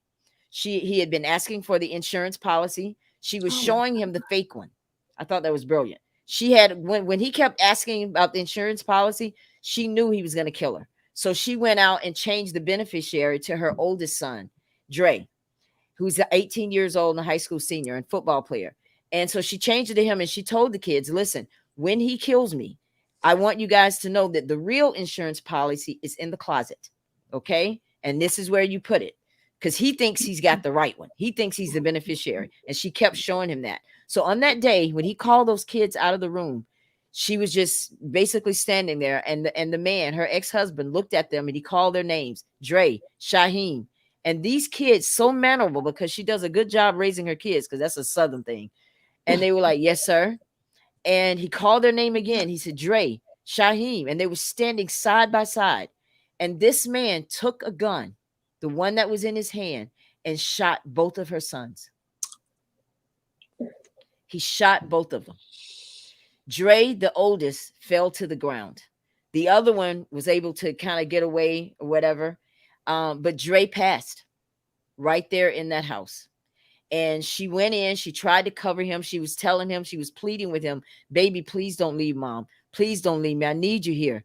Now, right before this incident happened, he had just told his mom that when he gets out of high school, he's going to go to the military. He had already passed the test. He was going to go to the military because he wanted to get her out of this situation that she had been in for 20 plus years. And she said, "Baby, that's great. I appreciate it." And right after that is when this man took her son's life. And he didn't make it. That he actually died inside the house. The other one went to the hospital. They had surgery and they were able to save him. but it traumatized them. And a lot of the kids came to the funeral. And am I good so far, Carolyn? Yeah. Yeah. And they wanted to make him out to be crazy. They wanted to make it that it was a mental thing and that he didn't know what he was doing. He snapped, this kind of thing. His family was even going to court saying those things to try to get him off. But this is a mother that was out for justice. She was like, oh no, baby, we're not having that. We are not having that. Not today. So she fought. She went to court. She kept calling. She did everything she could because before they closed the casket, she promised her son that she would get justice for him. She kissed him and told him, make room for me, son. Make room for me, your brothers and your sister, because I'm coming soon. And she closed the casket. And he got life for Dre, the one that he killed. And he got 25 years for Shaheem, the one that he didn't kill. Great. Yeah. Great. Now, I want you to say to the people right now, as a mother, knowing that your abuse didn't just end with you. Talk to us. As a mom, I would tell anybody, we as parents, we're supposed to protect our kids. We're not supposed to do any harm to our kids. Like I told them in court, we raised our kids. We don't live our lives. It's time for our kids to live theirs and live their dreams. We're not supposed to do any harm to our kids. I prayed. Even the judge, this man walked around 2 years out on bond. The police department didn't even know he had got out on bond. His sister called and told me they had got him out on bond. And I called to the police station and asked them, and they said he was still locked up until they went and checked and said that he was out on bond, and they were sorry because they was not notified that he was getting out on bond. I still filed for my divorce. When we got to the divorce hearing, he came in, wanted to know why he couldn't see Shaheem and Shakira. I'm looking at him like, see them for what? The judge ordered him to have visitation rights. Now, ask the judge, I said, you going to get this man visitation rights with my kids? He already killed one, and you want him to have visitation rights with the son that he shot and my daughter? And the judge said, yeah. I said, well, we're going to have to discuss this. He said, well, you have to say that for court. I said, we in court right now. So he gave him visitation rights with Shaheem and Shakira. His sister's supposed to be supervising him. They went, and I never let them go back up there because they were so upset. Shaheem took Shakira and left walking. I told my sister to go pick him up. She took him to their house and brought him back to my house.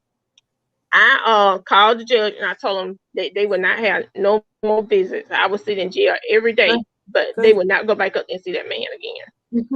So he was just to his children. His children, you already done put one in the ground, and you wanted my kids to come up there and see you. I'm like, that's not gonna happen on my watch. I protect my kids. But like I said, I had a plan. Like she said, Dre was a football player. They was at a tournament game. And I would leave every Friday going to my parents' house with Shaheem and Shakira and Dre. We would go down there and stay and come back on Sundays. So, let him have the whole house to himself. Maybe he'll calm down. It didn't happen. Never calmed down. The week before everything happened, I had called the police out here. The police came because me and the kids had walked up the road. We came back and the police had beat us to the house. When I came in the yard, the police told me that we need to work things out because we was married for so many years. They couldn't remove him out the house like they couldn't remove me out the house. And he said, well, this man is stressed out. And he done lost his job. I said, stressed out? I said, I'm the one stressed out. I'm the one getting beat. I'm the one got Parkinson's disease. And this man laying around the house for 3 months ain't doing nothing. He's not looking for a job. And I said, y'all want to protect him? He said, well, I'm just sorry, ma'am. We just can't remove this man out this house. So I said, okay. So me and the kids left walking back up the road. The policeman pulled up beside me and said, well, ma'am, if you need any more help, just call us. I said, I just did. And I said, you don't have to worry about me calling y'all no more. So that night, he was turning the power off at the fuse box. And so I said, I'm sick of this. So I called the head sheriff at home. I had his phone number. I called him. I told him, look, I said, you're going to have to do something. I said, you need to give us some help. I said, because this doesn't make any sense. I said, I call your deputies out here all the time. They never help us. They leave and they leave him. I said, nah. They left one night with him, and he asked them could he take his beer and alcohol with him in the vehicle with them. Police car. He got in the police car with them in the front seat with his beer and alcohol, and they took him to his parents' house where his sister stayed at. He came back the next day. So I'm like, y'all not getting us any help. I said, I'm filing for my divorce. I said, I need for him to be moved out this house. So he told me, he said, well, you need to get a restraining order and stuff, get your lawyer around here in the area. So I said, okay. So I went up there and I found a lawyer. I had sold my car, sold my medical equipment, sold everything I could to get that divorce. I had my light bill money. The man told me not to get him the money for my light bill, to pay my light bill, and then he would help me get my divorce. Okay. That Friday, Dre was gone out of town to that tournament game. I had everything planned out. I said, okay, they're gonna be in school Monday. I'm gonna go down there and let my daddy take them to school Monday. I'm not gonna come home until the police remove him out the house and get him that restraining order, and the kids are not gonna come home. So I told the kids, I said, what we're gonna do is y'all gonna go to school. I'm gonna go down to the courthouse, file for the restraining order, and no trespassing. I'm gonna let them remove him out the house, and then I'm gonna let my daddy bring y'all to the house. Had everything worked out. It didn't work out like that. That morning, we supposed to be doing a cookout, me and my neighbor, because her daughter was in the class with Dre. We supposed to be doing a cookout to raise money for their senior stuff, because everything was high. So that morning about 5 o'clock, because I had just moved out the room, I moved back toward the den where the kids was. I moved in my daughter's room with her. So that morning, he woke up at 5 o'clock knocking on her door. So I didn't move. He knocked again. I said, let me get up before he wake the kids up. So I got up to see what he wanted. He said, hey, I want to talk to you. I said, about what? He said, I want you to stop the divorce. I said, no. He said, what you mean? I said, no. I said, because you ain't getting no better. I'm tired. I said, the kid's tired and I'm tired. I said, I'm not stopping no divorce. I'm filing for divorce and I'm going to get my divorce. So he said, I want the EBT card. And I told him, no. I said, you can't have the EBT card. I said, because it's not in your name. It's in my name. Now it's based on the income. I'm the only one with the income in the house. So he said, well, I want your debit card. I said, no, you're not getting my debit card. So he said, well, you're not going to feed the whole neighborhood. So I said, well, I am. I said, we're doing this cookout. I said, you can have the house to yourself like you always do. He said, well, you're not going to leave this house. And I said, I don't know how you think you're going to stop me from leaving the house. So he said, I'm going to show you. So mind y'all, he didn't have any money to buy bullets and stuff for the guns. Well, no bullets in the house, nowhere.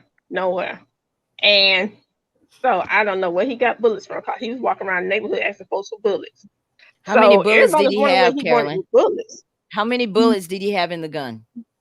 He had 4. And so that morning the boys we was in there cooking breakfast. And so by that time he come in the kitchen, because Dre and Shaheem was at the stove cooking breakfast, and Shakira was in the chair. So I had my back turned toward the door in the kitchen. So the boys were playing around. So they seen him, but I didn't see him. So they was telling, they called me. They said, Mom. And I said, what? And they said, Mom. And I said, what? So I seen Shakira when she got up and walked toward them. So they said, look. And I said, what? They said, look. So I turned around. He had this bat, iron bat my mama had gave the kids to play with for baseball. He had that bat drawn back at my head. And I jumped and I said, I don't know what you think you're finna do with that bat. And he said, who want to get it? Do you want to get it first? Who want to get it? All y'all can get it. So by that time he turned. I didn't know which way he had went. So I told the boys, I said, y'all turn the stove off. And I said, go back there, put y'all shoes on. I said, whatever y'all do not come out their room. I said, don't y'all come out their room. So by that time, Shakira was already in her room dialing for help, because she had their phone number wrote down in a tablet. And I had told her, because me and her was with him by herself all the time. And I told her anything happened to call the police out here. So she had them on the phone. So I went in there and grabbed the phone from her and I told them, I said, look, Y'all need to get some help out here to us. So by the time I got to her room, I heard him clicking the gun. And I said, oh my God. I said, he getting the gun. So she was already on the phone with him. I called, took the phone. I said, y'all need to get us some help out here. I said, he getting weapons. So the man said, we getting y'all some help. So when I was on the phone with the policeman, I heard him call the boys out their room. And he said, Dre, Shaheen. I said, oh my God. I said, he called them boys out the room. So I heard them when they came out. They said, yes, sir. He said, Dre, Shaheen. And he said, yes, sir. And Dre said, Dad, don't do it. So the policeman was on the phone listening. Dre said, Dad, don't do it. And by that time, he had shot him. I said, oh my God. I said, he just shot my son. And then I heard another shot, and I heard Shaheen. I said, oh my God. I said, he just shot both of my sons. I said, get us some help out him. So by that time, I heard the front door open and close. And when I left out my daughter, I told her, I said, no matter what, I said, do not come out this room. I said, stay in this room until you hear Mama come back and get you. She said, yes, ma'am. She stayed in her room, locked the door behind me. I got out there, Dre was laying on the floor, and I got down there by him. I said, Lord have mercy. I said, what did he do it for? I said, Dre, I said, hold on, baby. I said, we got help coming. I said, you got too much to do. I said, don't leave Mama. I said, hold on. I said, you got too much you got to accomplish. I said, help is coming. I said, do not leave Mama. I said, don't leave me. Don't leave us. So by that time, Shaheen came back in the house. He said, Mama, get in the room. I said, Shaheen, I said, I can't leave your brother laying right here. I said, I got to get y'all some help. I said, you shot and he shot. I said, I got to help him. He said, Mama, get in the room. He said, Daddy coming back. So I told Dre, hold on. I said, Mama, be right back. So I had to leave him laying on the floor, and we went in security room. So that door was locked, and the door locked. Shaheen moved Shakira dresser away from the window, and Sammy D was standing on the porch. And Shaheen said, Daddy, don't come back in the house. He said, huh? He said, don't you come back in the house. You just shot me and you shot my brother. He said, I ain't gonna come back in the house, son. He said, have y'all called for help? Shaheen said, yeah, help is on the way. He said, okay. He left and went back up the road. Shaheen was shot. He got out. Shakira wondered. He said, Mom, I'm going to get you, my sister, my brother some help. I said, Shaheen, he said, Mom, I'm going to get y'all some help. So he jumped out her window and went across to the neighbor's house and told them what was going on to get us some help. So I had to go back in there with Dre and make sure, let him know I was back. I said, Lord have mercy. I said, I don't know what he did it for. I said, Lord, I said, he just shot my kids, like that. So by that time, everybody was coming, and they said they had found him up the road up there, and he just laid out on the road and told them he was the one they was looking for, so they locked him up. So I said, Lord have mercy. I said, he just shot my children, just killed my son and shot my other son. I said, what am I do? So we had to rush and go to the hospital with Shaheen. Everybody, it was crowds of people at the hospital. They was all just gathered all up in my face, want to know what was going on. So I had to make sure Shaheen get into surgery. I had to let him know his brother didn't make it. Had to make sure my daughter was okay. I had left her. I was in shock. I had left her, and a neighbor got her and took her to my sister, and my sister brought her to the hospital while I was. So all that happened, and I was at the hospital, and Shaheen came out of surgery good, so we was in his hospital room. So my neighbor, I tell you the truth, I didn't have no shoes, didn't have no coat. It was cold in November. I had left everything at the house, and my neighbor, she brought me her coat, and I had some shoes. So everybody was looking at me. So my sister said, Carolyn, where you going? I said, I'm finna go to the jailhouse. She said, you ain't leaving the hospital. I said, I don't know how you think you're going to stop me from leaving this hospital. I said, I'm going to that jailhouse. I said, man, don't kill my child and try to kill my other children. I said, you think I'm going to let him sit up at that jailhouse thinking he getting away? I said, oh, no.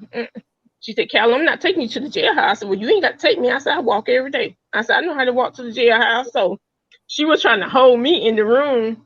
So by that time, my cousin had came in and stopped me. But like I said, he walked around for 2 whole years. They was posting on Facebook his birthday. They was posting happy birthday to him, Christmas, all this stuff.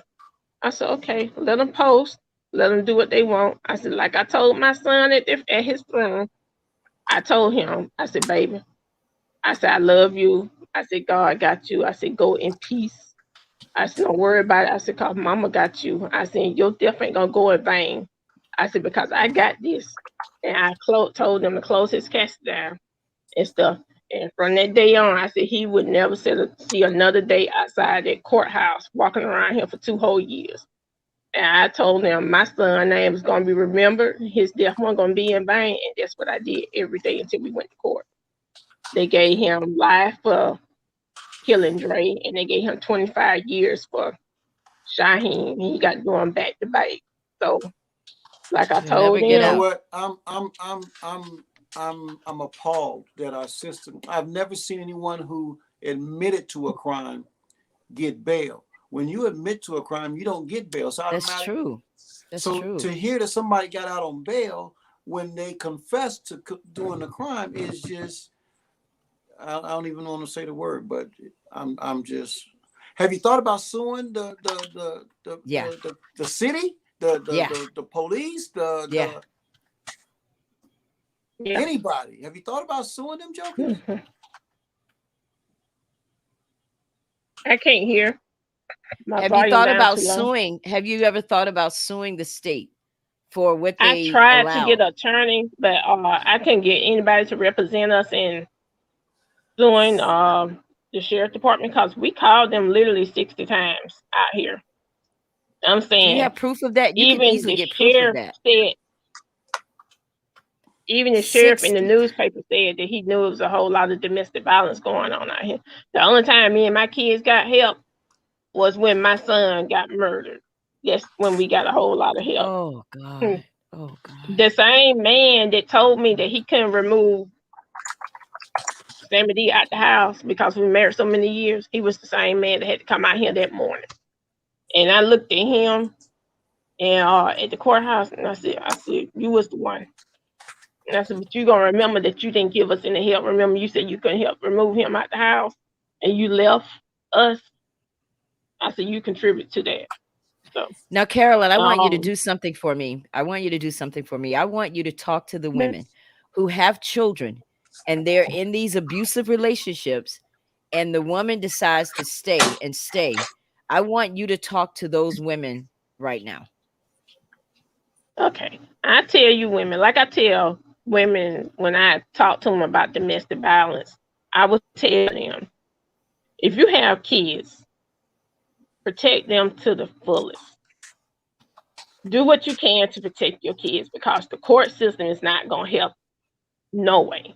Because domestic violence is serious.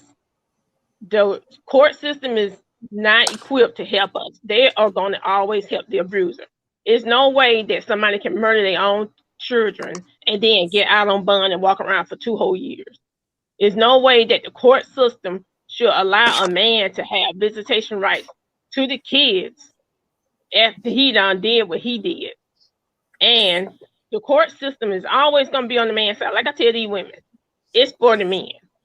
The system is so messed up when it comes to us as a domestic violence. They're not going to help us. Because the only reason why they're not going to help us is because the polices, the judges, and the ones in the higher court, they're abusing their wives also. They abuse their wives. That's why we will never get any help. That's why I wrote to the Congress people up there in Congress that's over our district and stuff. I asked them to strengthen the law. Don't let these men get out thinking it's all right to kill your own children and do domestic violence and walk around for 2 whole years. Revoke their bond. Let them sit in there until court. If they have to sit there 3 years, let them sit there 3 years. It took us so many years to get to court. Everybody thought he was going to get off. I said, oh, not on my watch. Y'all just don't know me. I'm a praying mom. I had my kids in church. My kids went to church every Sunday. Everything that went on for church, they was there. They were junior ushers. They went to the Helican district. I was the Sunday school teacher at the church. And I know what a praying mom would do. But like I told them, I stopped going to church for a reason because I had 3 kids. I left one behind. I left one at the cemetery. He can't come back with me.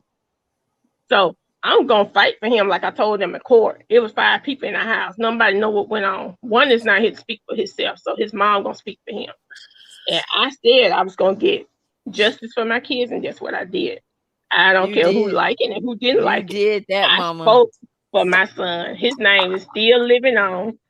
I wrote a book. The book is coming out. It's called Smiling Through It All. It'll be out next week. And I hope everybody would get it and support it because, like I said, us women and children, we have to protect, like I tell everybody, we have to protect ourselves. The court is not going to do it. The system is not going to do it.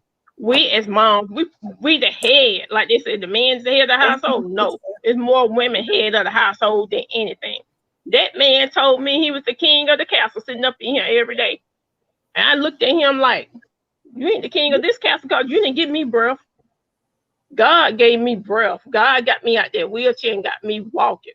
You're not the I king want of you this I castle, but want I'm you gonna to show tell you everybody the before top. we Carolyn, before we bring everybody else back, I want you to Mm-hmm. tell everybody about the miracle you experienced because you were feeling horrible about the fact that everybody had to wait on you. You're in that wheelchair and you kept praying Yeah, over and over to God to heal you. I want you to tell yeah. everybody what happened. Okay, the kids was in school and I was sitting at the computer. Every day he sit in that chair by the door. He would always call me names. He would always say, you in that wheelchair, you can't do this and can't do that. He was canceling all my doctor appointments. So I was sitting there, had my earphones on, but I was recording him so I could have evidence. He thought I was listening to music, but I was recording him, writing everything down. I had the date, the time, what he would do, and everything. I had everything logged in. So I was sitting at the computer one day and I was crying. I said, Lord, I said, I know this is not the life you want for me. I said, it's got to be better. I said, I don't want my kids saying about me. I'm their mom. I said, I would do anything for you if you would help me. I said, because this is not what I want. And so I heard somebody say, get up. So I thought I was hearing things. Thought I was going crazy. And they said, get up. So I was looking around. He was in the chair asleep. So I looked around and they said, well, get up, stand up. So I said, okay. I stood up. So I had my balance wasn't right then. So they said, turn, walk to the door. So I'm looking like, walk to the door. I said, I'm not going to that front door because he over there in that chair. I'm not going to that door and open that door up and he jump up. So they said, walk to the door. So I walked to the door.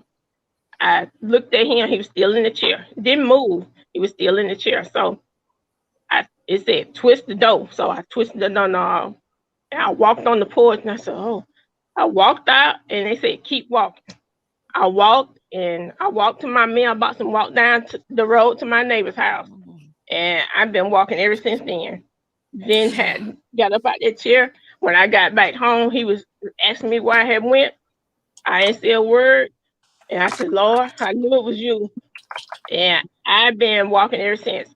I went from taking 40 pills a day to taking 3 to 4 pills now.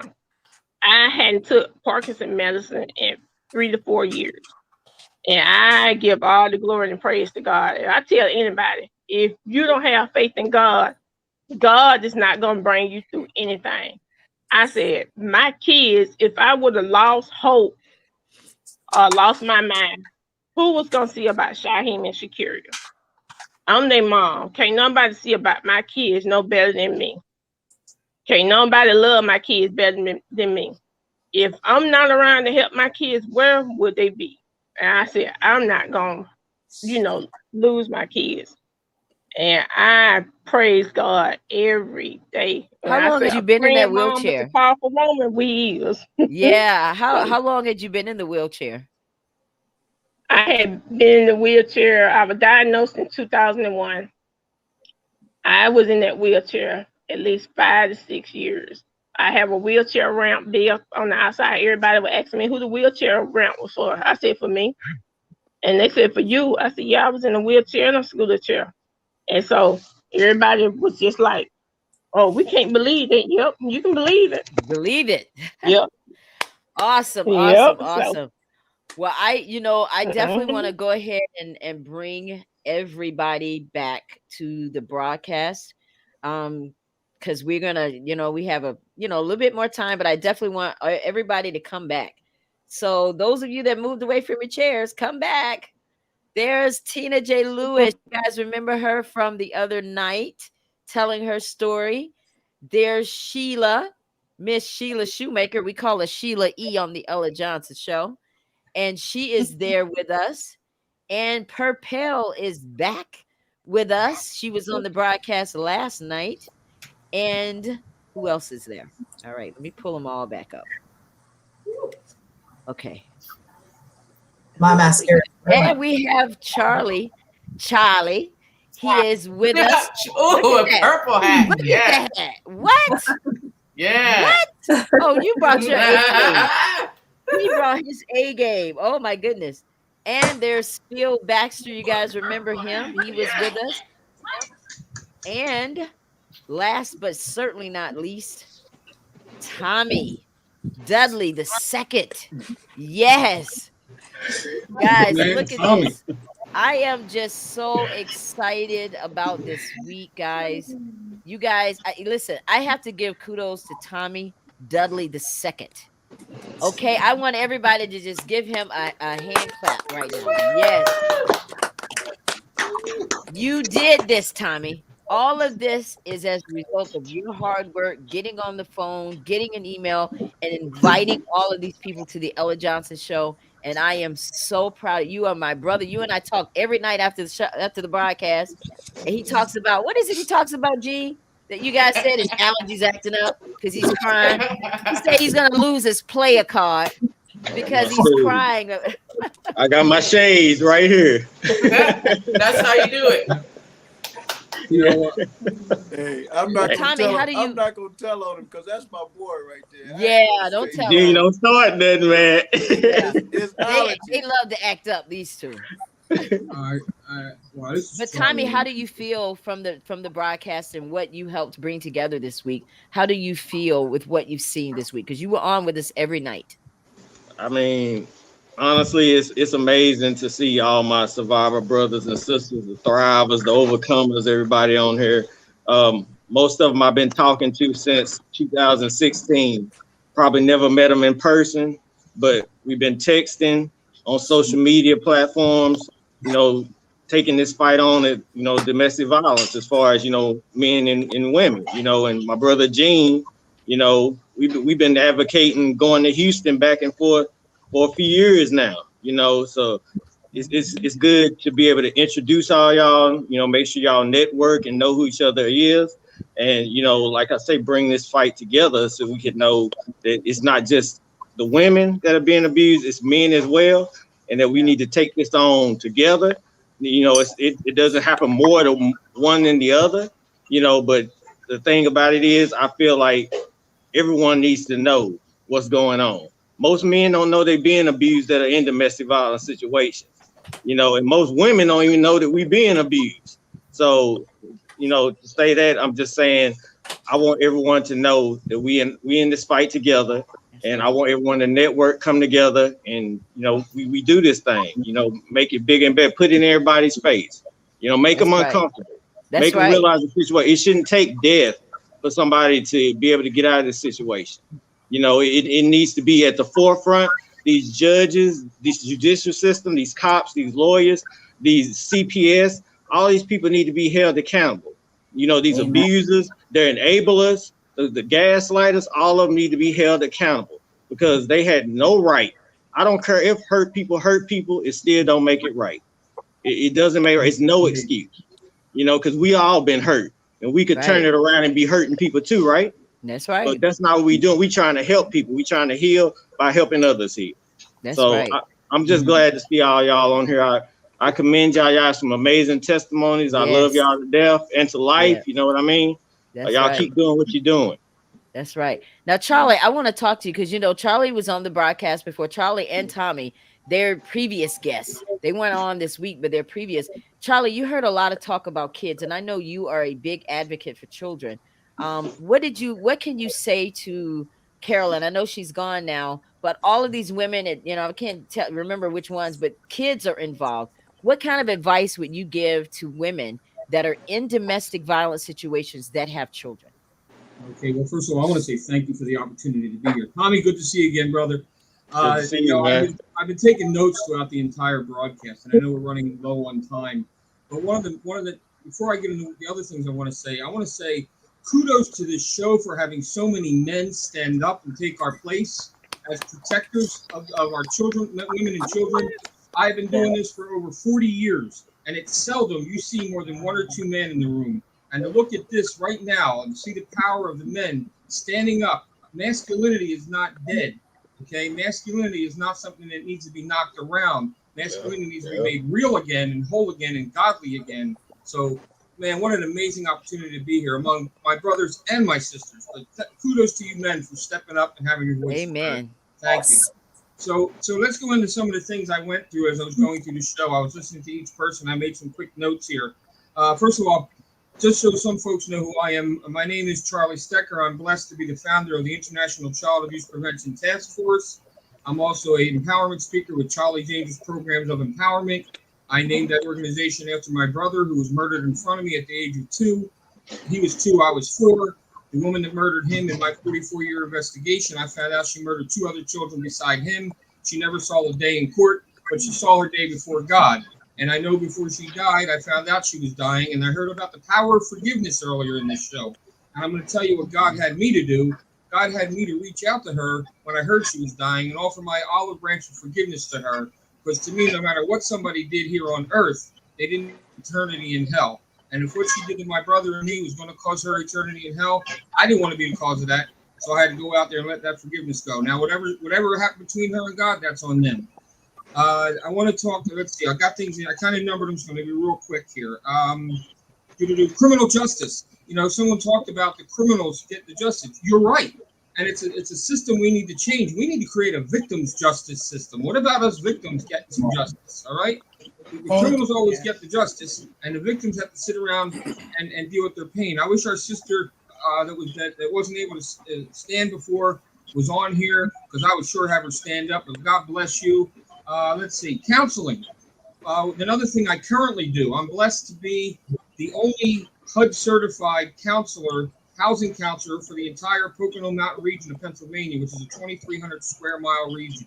I'm responsible to make sure my people in this area don't lose their homes to foreclosure, don't lose their rental properties. I teach people how to buy houses. I'm blessed by God to do that. How did I get there? 4 years ago, I was 3 days away from losing my house. God sent me to this agency to get help, and a year and a half later, God gave me the agency as the executive director.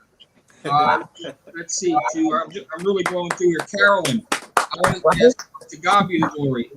Carolyn, my sincere condolences to you. I could not even begin to imagine, but the power of God and the peace that goes beyond all understanding that you displayed this evening, and I'm sure even your everyday life. Praise God that He took that wheels from under you and put the feet of thunder back on the ground, and that you're pounding them down the road.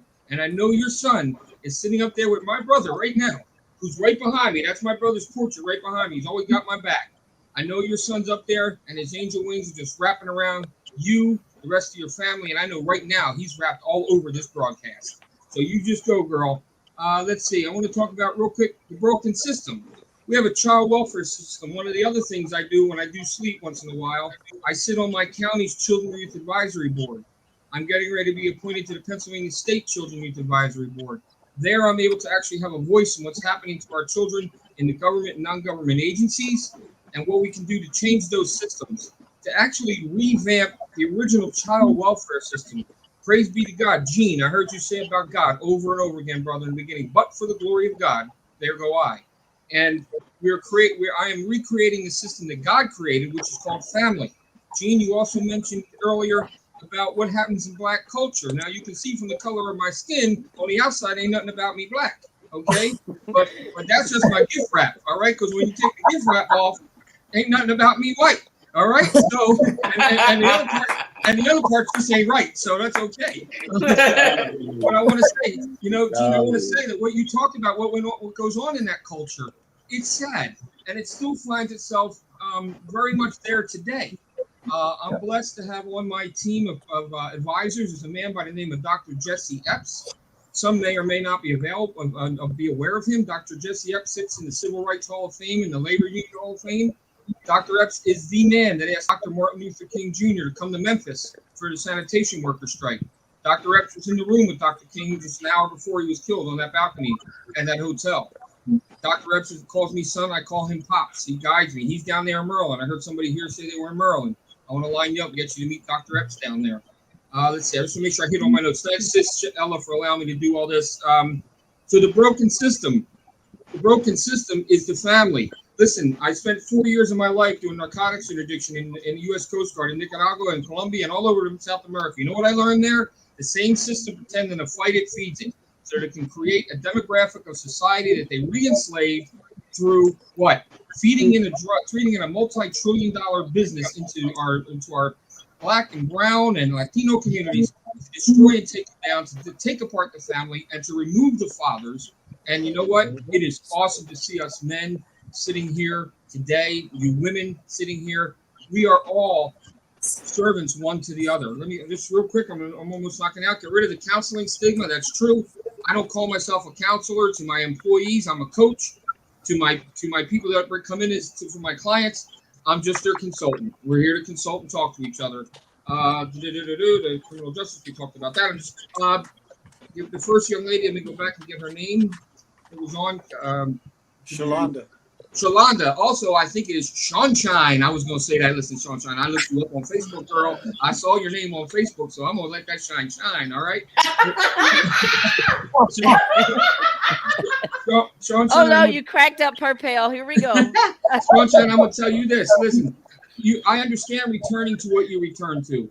I understand that, because when I was 13 years old, I was returned to my biological mother after 10 years in foster care, where I witnessed the murder of my brother, where I went through a lot of stuff. You think a mother who had lost her children, one died and the other one gone for 10 years, would do everything they could to save them. When I got home to my mother, I was fed alcohol, drugs, pornography, forced to shower with her, forced to watch pornography with her, locked in the basement for 2.5 years. But for the glory of God, okay? And why do we return? Why do we return to those places? Because it's familiarity. As much as it's not anything we know we need to be, it's a crazy sense of comfort. At least we know what we're dealing with. So don't beat yourself up. Don't knock yourself out.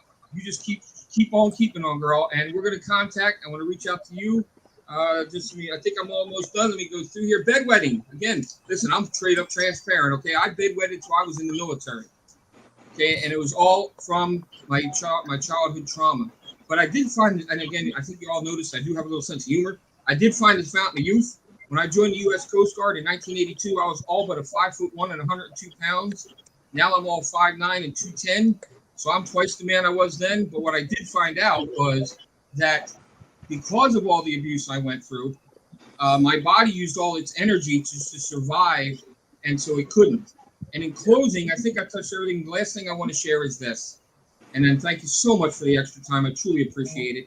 A lot of us call ourselves survivors. And I'm going to encourage you tonight. If you label yourself a survivor and you're no longer in the midst of the victimization, you are not a survivor anymore, okay? You were a survivor when you were in the midst of that. So where you're at, you got 3 steps from there. You got survivor, you got victim and survivor, which happen simultaneously. Then you come out of survivorship, you thrive. You learn to thrive through what you dealt with. You're in the thriving stage. You're trying to find the things and going through your stuff. Then you overcome it, okay? And I'm just speeding through. The last step is where many of us are today, and I believe many of us on this show. We are transcenders. That's with a C, not a G. Nothing against those with the G. I ain't mad at you. But like a transcender with a C, okay? We have transcended what the enemy had come against us with. Jocelyn, you have transcended it. Propel, you have transcended. Sheila, Ella, Jean, Tina, Tommy, Phil, and Sunshine. I see you jumping in there. And just everybody. Thank you so much. Our stories were brought for all of us to come together at such a time as this. So I want to say thank you so much. Be blessed. Yes. And make it great. Awesome. So I want to hear from you. I want to hear from everybody. Tina, what was your favorite part of the week? Oh my gosh. every day was awesome. The times that I were able to get on, and I actually went back and looked at the ones that I was not able to jump on. But yesterday, oh my gosh, it was awesome. It was just awesome. And Propel doing what you did yesterday, and that is absolutely the beginning of your healing. And I felt your pain. What was said today with what's the first young lady? What was her name? Shundell. That she said. Shundell, oh my gosh, Shonda. she had me in tears when she spoke about the rape part. That happened to me when I was in my abusive marriage. So I understand how she felt, the shame, I just was dirty. I was just, oh my gosh, it was every day was awesome. So I just pray that someone is listening, and especially Carolyn's story that just brought me to tears today. I just like I couldn't imagine, and that actually was the fuel for me for my sons. Although they were grown men, I couldn't think of them being, because he threatened me because he wanted to get to them. And Wow. even my grandkids. So every day was awesome. So I just pray that someone listens and Me and, too. and get out. Now, Sheila, I Yes. saw, because I can see everything that's going on, even though you guys aren't on the screen. And I saw you were having a really hard time when Carolyn was telling her story. What was going through your mind? Oh, I was mortified. Um, I was absolutely mortified. I've got children, and a lot of times my ex-husband, even though my children were adults, my daughter's handicapped, and he would threaten to, quote unquote, let me bring your daughter's head to you on a platter. Um, so hearing that, that actually happened, that if you can see me, then you probably saw me crying. I was just absolutely devastated for her as a mom. That really broke. It truly ripped my heart out for her. I want to go down there and fight with her for a bond. The man walked around on bond. Pardon my language. I'm pissed off. I'm pissed off. I don't know where she's at, but whatever county She's in judge, Alabama. She's in my home state. she She's in called for help Alabama. 50 times. And what? I want to go in that county. I want to march on that courthouse. Whoever, whatever time, every time she called 911 and somebody didn't act on it. I was upset. No one helped me. But are you kidding me?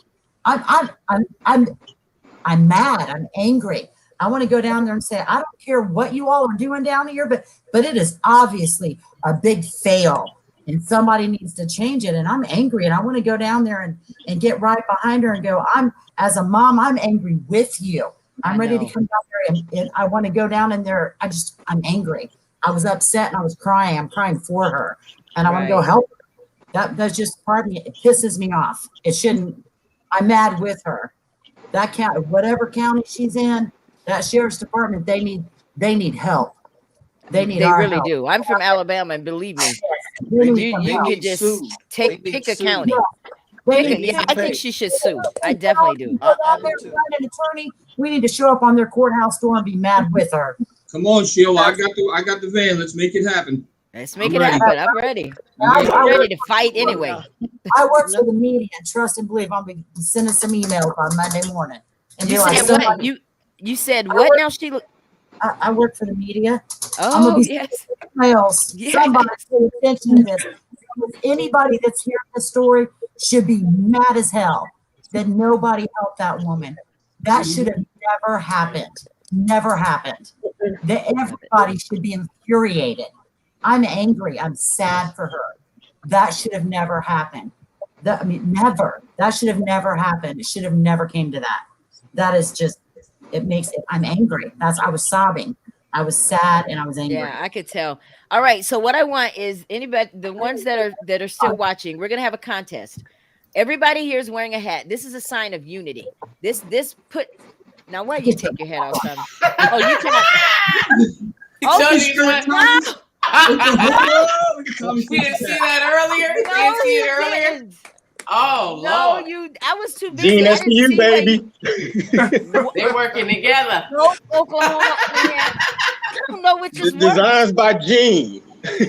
I'm not sure which is worse. I am just okay, guys. Vote on your favorite hat here, and just put it in the comments. Whoever wins gets $50 from the Ella Johnson Show. So you guys play along with us and put that there. Now, if nobody votes, then nobody gets fifty I vote. dollars. I vote for Tommy.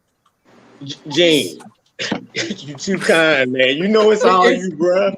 If I by chance happen to win, I'm gonna donate the money back to the Ella Johnson Show. Yeah. What? Oh, Charlie. so nice. And then I'm gonna donate it to a charity. Mine. I ain't saying I'm winning now. I'm just That putting was that energy smooth, out right, there. Purpell? That was Yeah, kinda that was right? smooth. That's how you do Well, I it. do. I have it. I have a 501c3 also. She so, does. Yeah. I've seen it. You I'm really following are. it. Miss You Ella. know, I want to share one other thing while the votes are going out. You see this crazy thing on the bottom of my face looking like a big old beard? Well, there's a reason for I it. see that big old Yeah, beard. what's going on, Sheila man? has a vote. Sheila has a vote, and All right. Jean's got a vote. Nice. So So Sheila, let me just. I put my vote in. Philip, you voted for Jean. Oh my gosh! Like I'm so messed up now. My man. My Okay. man. Yeah, I just Gene. want to Tina share got a real quick vote. about my. Tina got a my- vote. That's I wanna that's share kind of one where it thing. all started from. I just want to share what's going on with this beard. So Guys, I've never- while they're voting, we're gonna Sorry. play a game. We're gonna do show of hands. All right. Okay. And I want you guys, as I ask these questions, show your hands, whichever, of course, agrees to you. How many of you regret staying with your abuser? Oh. I didn't have a choice. I was a child. It's like a yes and no, but yes.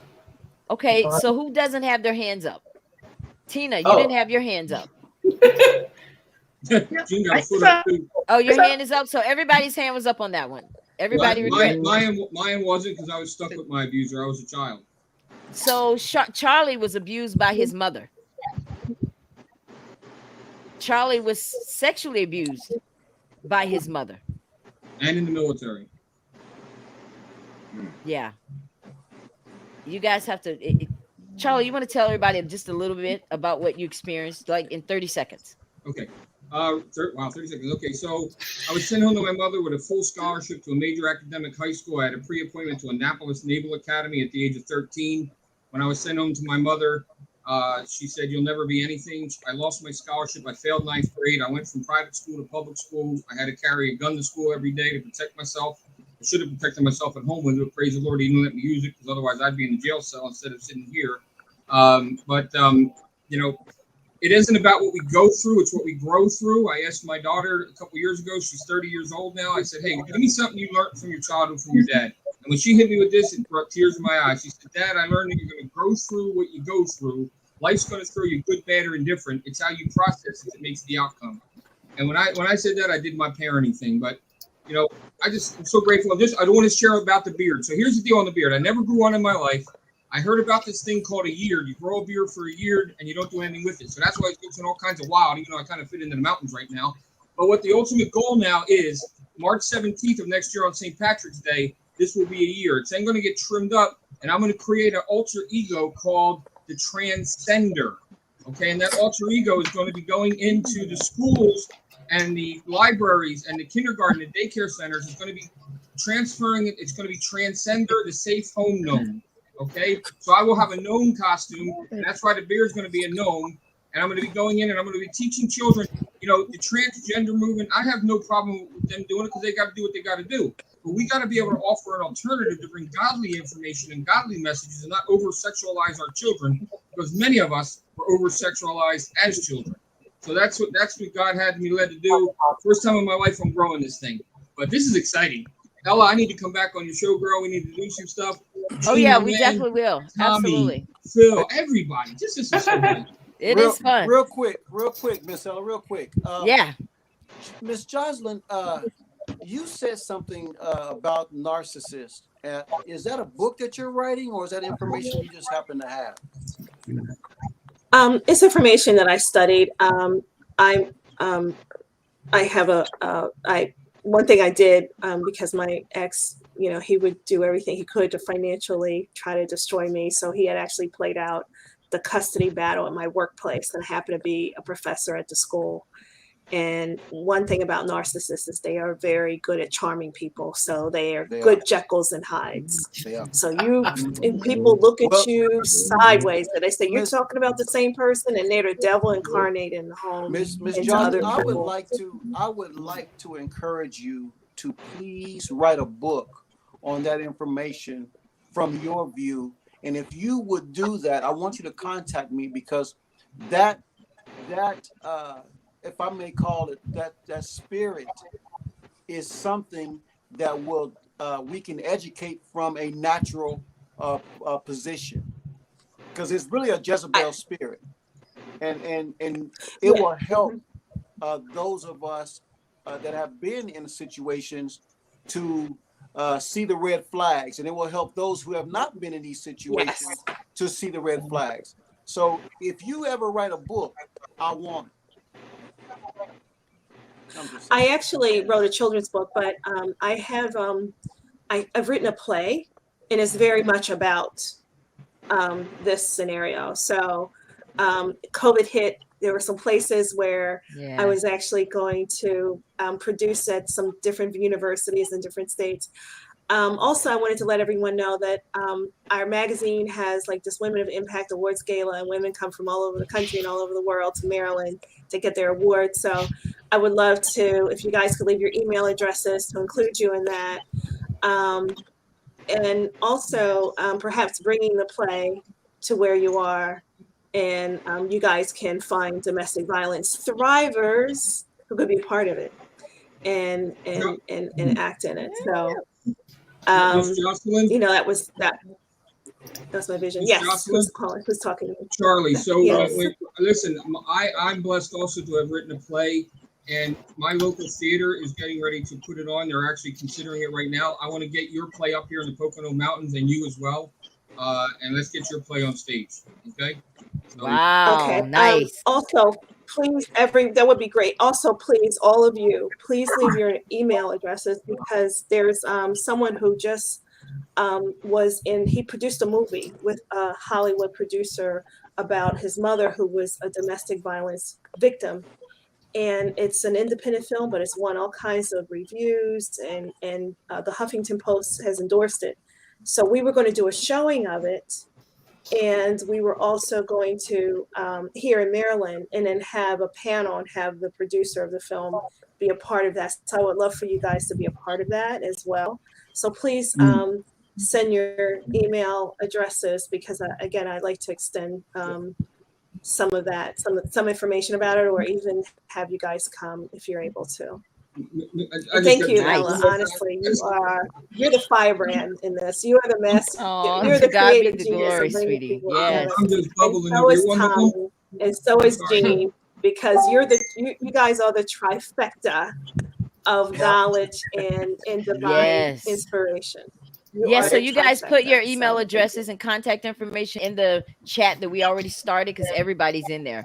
So that way she's not I've getting already them from put all mine in over. They're there. all in that one spot. I'm already in there. You're And I already would in there. I know also, you're what all we over do it.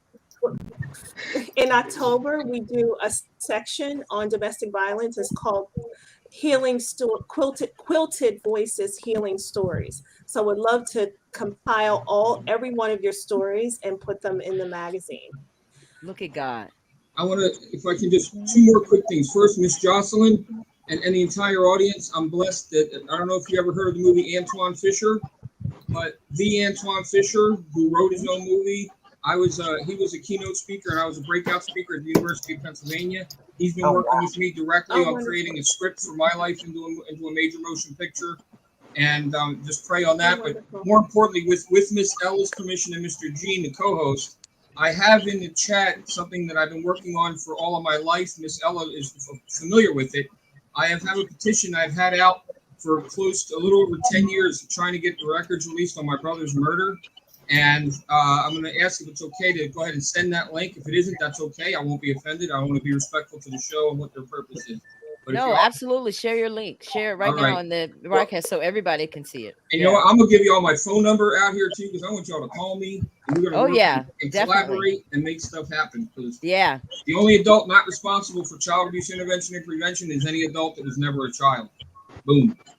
All right, so guys, I want to say who the winner is. Sunshine Shundell won. So right now, Shundell, put your cash app right there in the, you can send it to me or you can put it wherever. Just make sure I get it because I have your $50 ready to go, girl. Go ahead. So just send that. You won. You did it.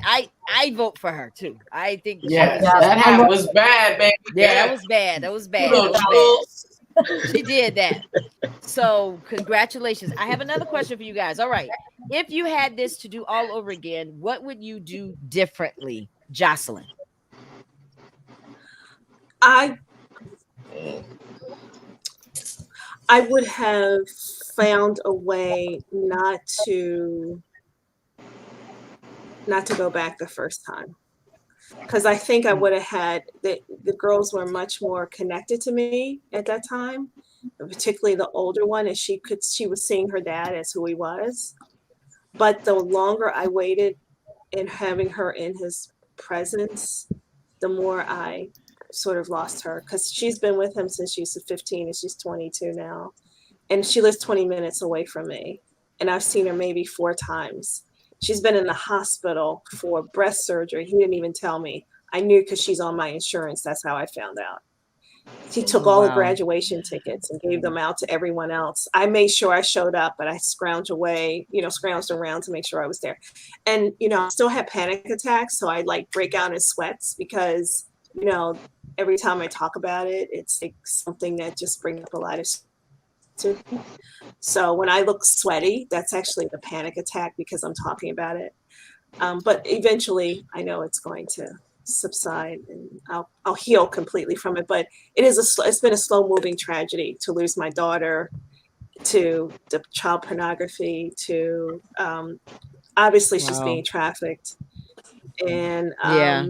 and it started, at Hooters. A guy dropping $100 bills. Another girl who's a scout comes in and says, "Hey, I can help you get a portfolio and build it. You'll get paid at first. No, you won't get paid at first, but then you get paid." The next thing I know, I see her, pictures of her online with hashtags and names, and that's typically I have collaborated with a human trafficking organization in my state, and they said that's an indication when they have the hashtags next to the name and they have the picture. That's an indication that they're passing the girl on to different people. They're advertising. Same question, Tommy. But If you had it to do all over again, what would you do? Back. What would you do differently, Tommy?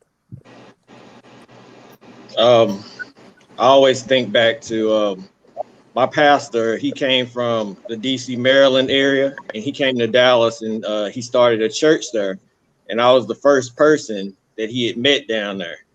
So a lot of members came from the DMV area. We had this little church, and I had just rededicated my life to Christ, 2004.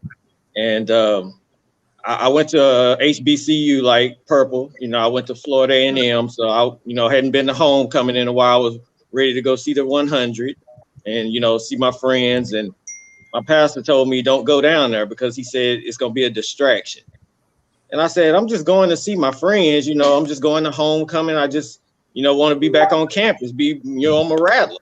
And he was like, Tommy, that it's not a good idea. He said something's gonna happen. He said the devil can take your sight. You got your sight set on God right now, and he's gonna move it to something else. I went down there and met the girl, met my ex-wife, my first abuser. So that trauma has taken me from Florida to Houston to Indiana to Seattle, back to Dallas, back to Seattle, back and forth.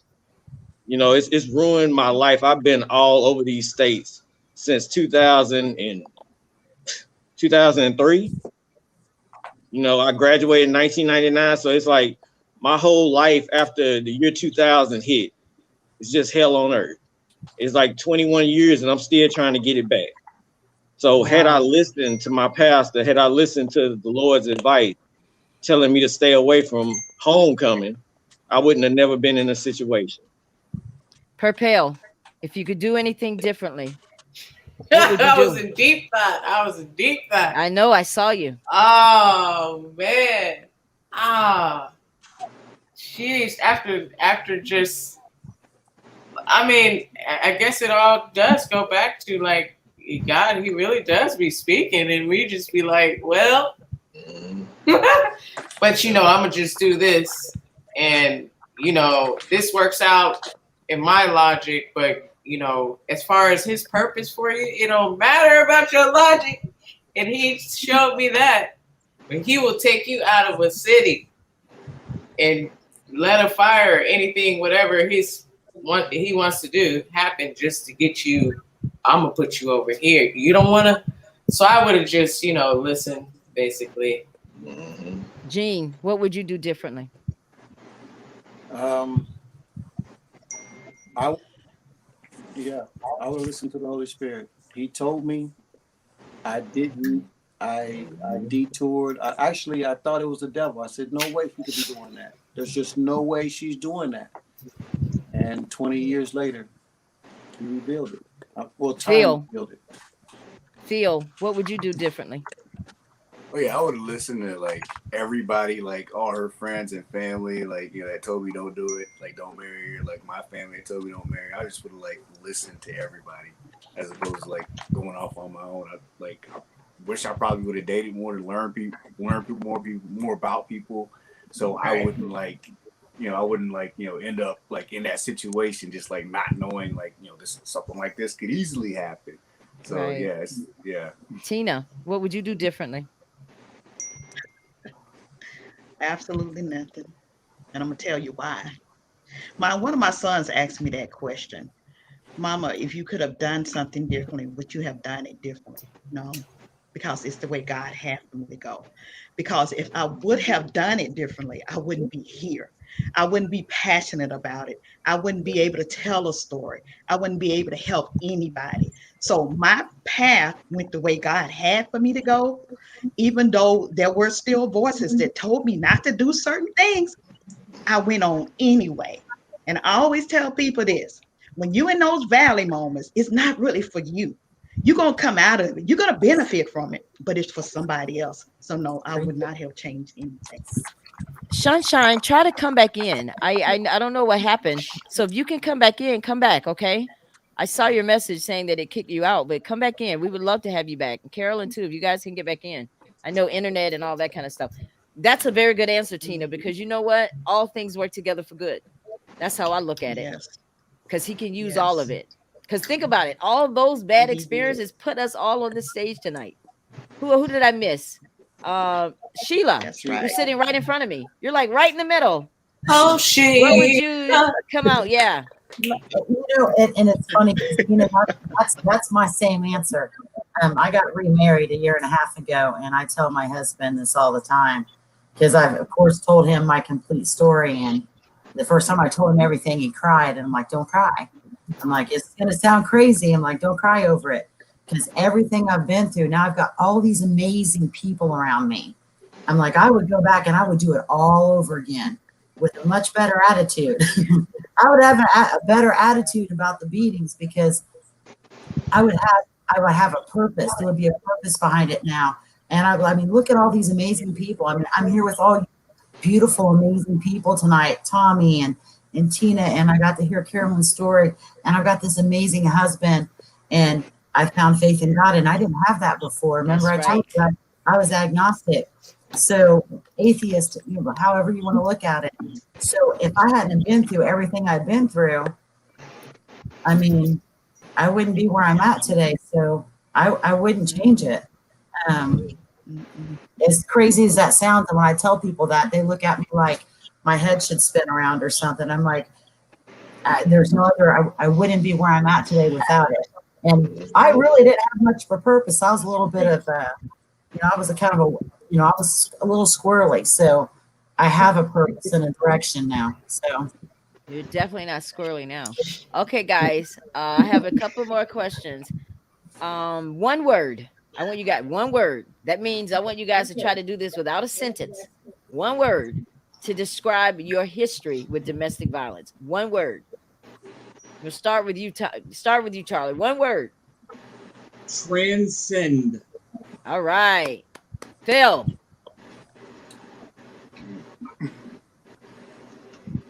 I'd say education. 2 words. No.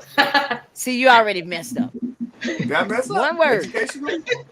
Oh, okay. Educational. I thought you said something else. Give my Okay, brother a break. educational. Okay. One word. Tommy, one word to describe your history with domestic violence. Purgatory. Okay. Tina, one word. Tenacity. Sheila. Oh, wow. Continued. Perpel.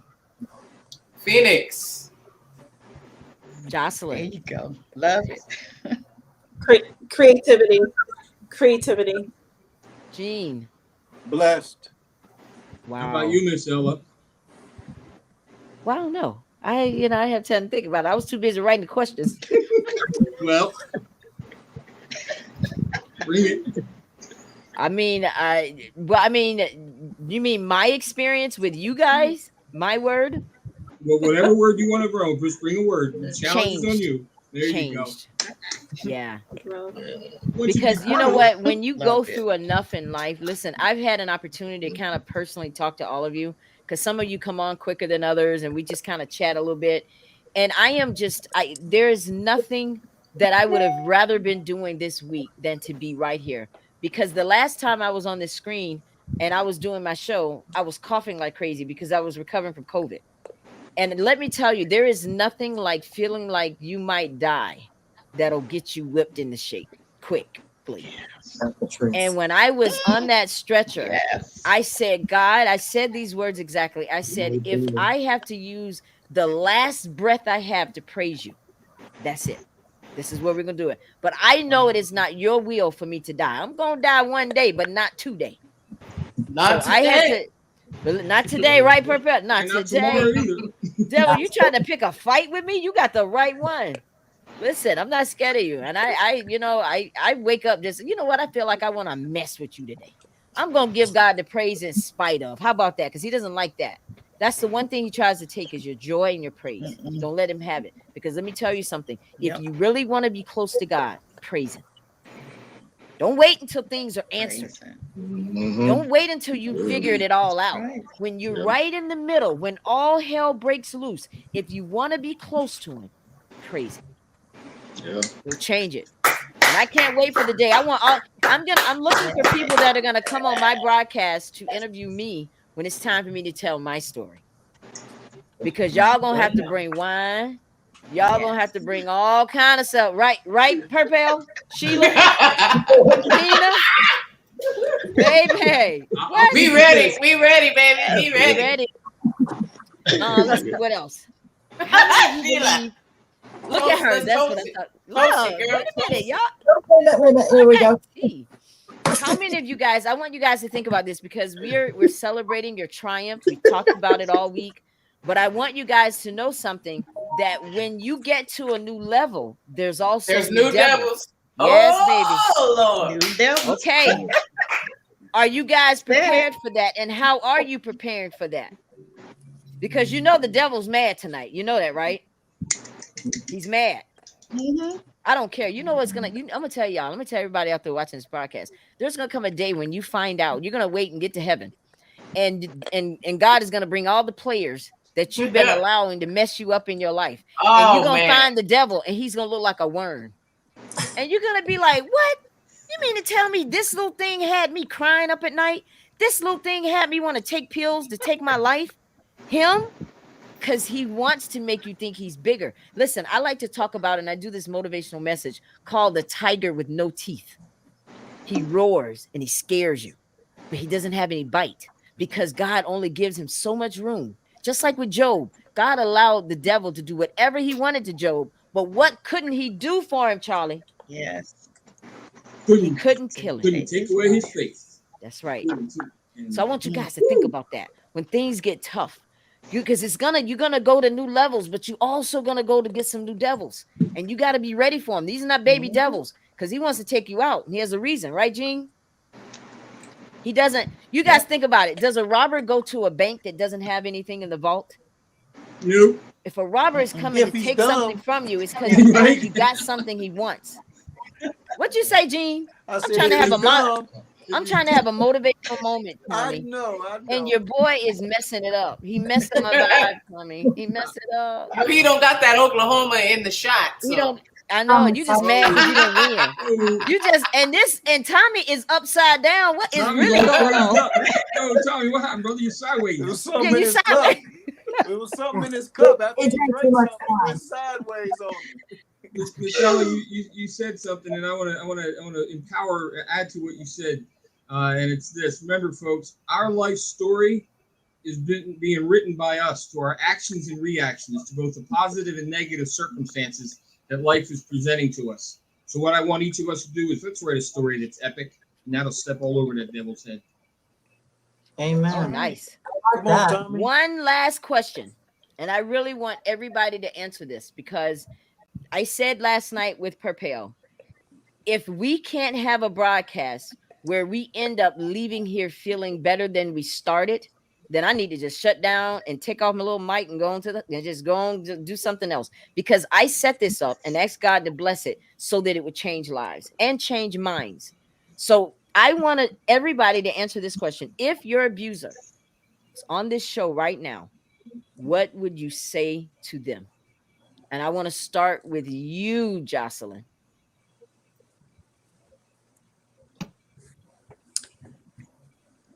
Did you think about how it will harm the kids? Tina, That's what I I want would one say. Could you one hear me? sentence. Yeah, I heard it. Do you think about what it would Okay. do to the kids? Uh-huh. Did you think about how it would harm the kids? Tina. I forgive you. Phil. I forgive you. Sheila. I forgive you. Jean. Thank you. I forgive you. Perpel. You guys, you know what you said on top of the other and the other. Just like I said the other night, you know, I forgive you, but I had a time to mull over it. I forgive you. Yes. Jean. Charlie. Mom, I love you. Mom, thanks for bringing me into the world. Mom, thanks for teaching me that no matter what you try to take from me, God will restore everything that the locusts have eaten and can bring back. And I learned to move mountains, Mom. I'm strong as heck and I move them mountains. It might be a rock at a time, but that damn mountain moves no matter what you do. And my mom lives in Virginia Beach, and I talk to her regularly, and I tell her it's exactly what I say now. Love you, Mom. And yes, I forgive you, not because you deserve it, but because God ordered me to do that. That's right. That's growth. That's how it Yeah. happens. Yes. All right, guys. Well, we're gonna definitely end our week. I want you guys to just know we are family now. Anytime Yes. you need something from me, I'm here. If you want to just talk, I'm here. And I mean that sincere. How long were we on here last night? Perpel and Sheila after the show ended? I lost track. But I Tina, mean, how long were we on the other night after the show ended? Almost 2 hours. Yeah. We talked a long We weren't time. long enough. I didn't take that wig off, baby. I think somebody was taking stuff off. I'm like, no, baby, I'm not taking mine off. Even last night, right? I kept it on. Hot as I don't know what, but I kept it on. But listen. But we did, yeah, it was like man. But you know what? It's because we're in this together. It doesn't, there's nothing. Absolutely. The only thing the thing that brings us together is that we were all hurting at one time. And we've now transcended. Thank you, Charlie, for the new word. Into something that God can use.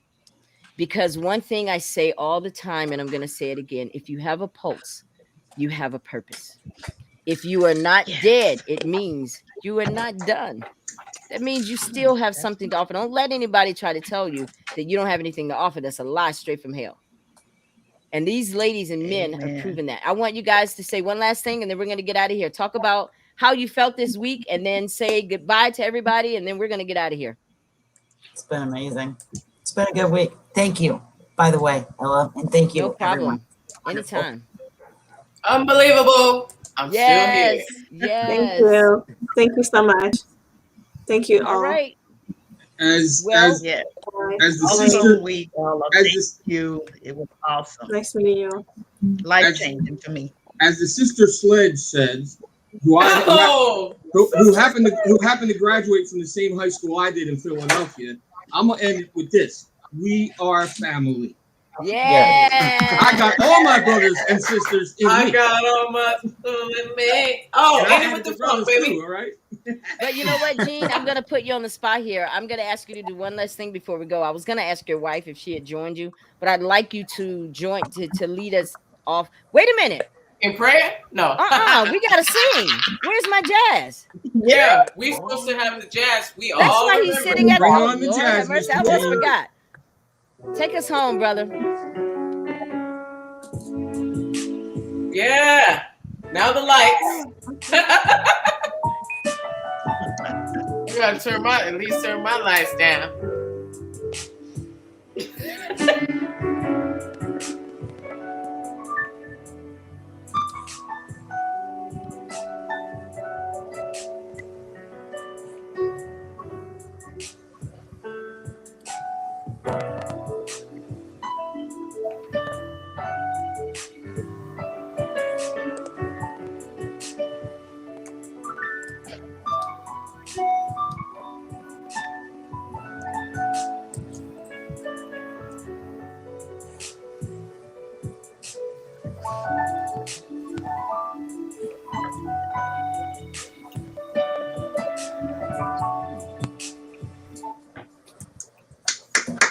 Nice. Yes. I loved it. Oh, that That is was the so very first good. time I've ever played in public. Wow. And you brought it to the Ella Johnson show. I'm impressed. I love it. Thank you so much, my friend. Thank you all so much. Thank you all who have tuned in and stayed with us all week. It has been a week. Oh my gosh. And now in the morning, I have to fly out to Atlanta. But All I am right. just, yeah, I am so excited to have been here this week to do this. This was our second time doing a week full of shows for domestic violence. As you know, many of you, the reason that this domestic violence situation became so important to me is because my cousin died as a result of domestic violence. I just seen her 3 days later, she's dead. So this is my way of giving back. And I think that's what God commissions all of us to do, you know, and I'm just honored to have all of you guys, but we're going to get out of here. I want all of you to have a wonderful weekend. Enjoy your families. Be safe. How many of you guys had the vaccine already? One down, one to go. Phil, now you know I see you, don't you? You know I see you, right? The camera's still. He's looking like I can't see. You know I can see you. You see me? Yeah, I see you because you were trying to be not seen, but it's all good, brother. I feel you. I don't know how you can not see with this colors on your hat. How many colors are that? It's like 10 colors. I can see you. Oh, I like your hat too. I like your like, hat. It says a lot. What does it say? Is that Trump? It's just it's Ben Franklin. Ben Franklin. Yeah, Oh, that's okay. yeah. Might as well be Trump. You guys are silly. I love all of you so much. Y'all have a good weekend. We will come together again. We need to start planning, right, Charlie? It's time to get some stuff done. Yeah. Seriously. All right, guys. Yeah. I'll talk to you later. Love you all. Good night. Bye. Love you too. Bye-bye. Thanks for tuning in to the Ella Johnson Show.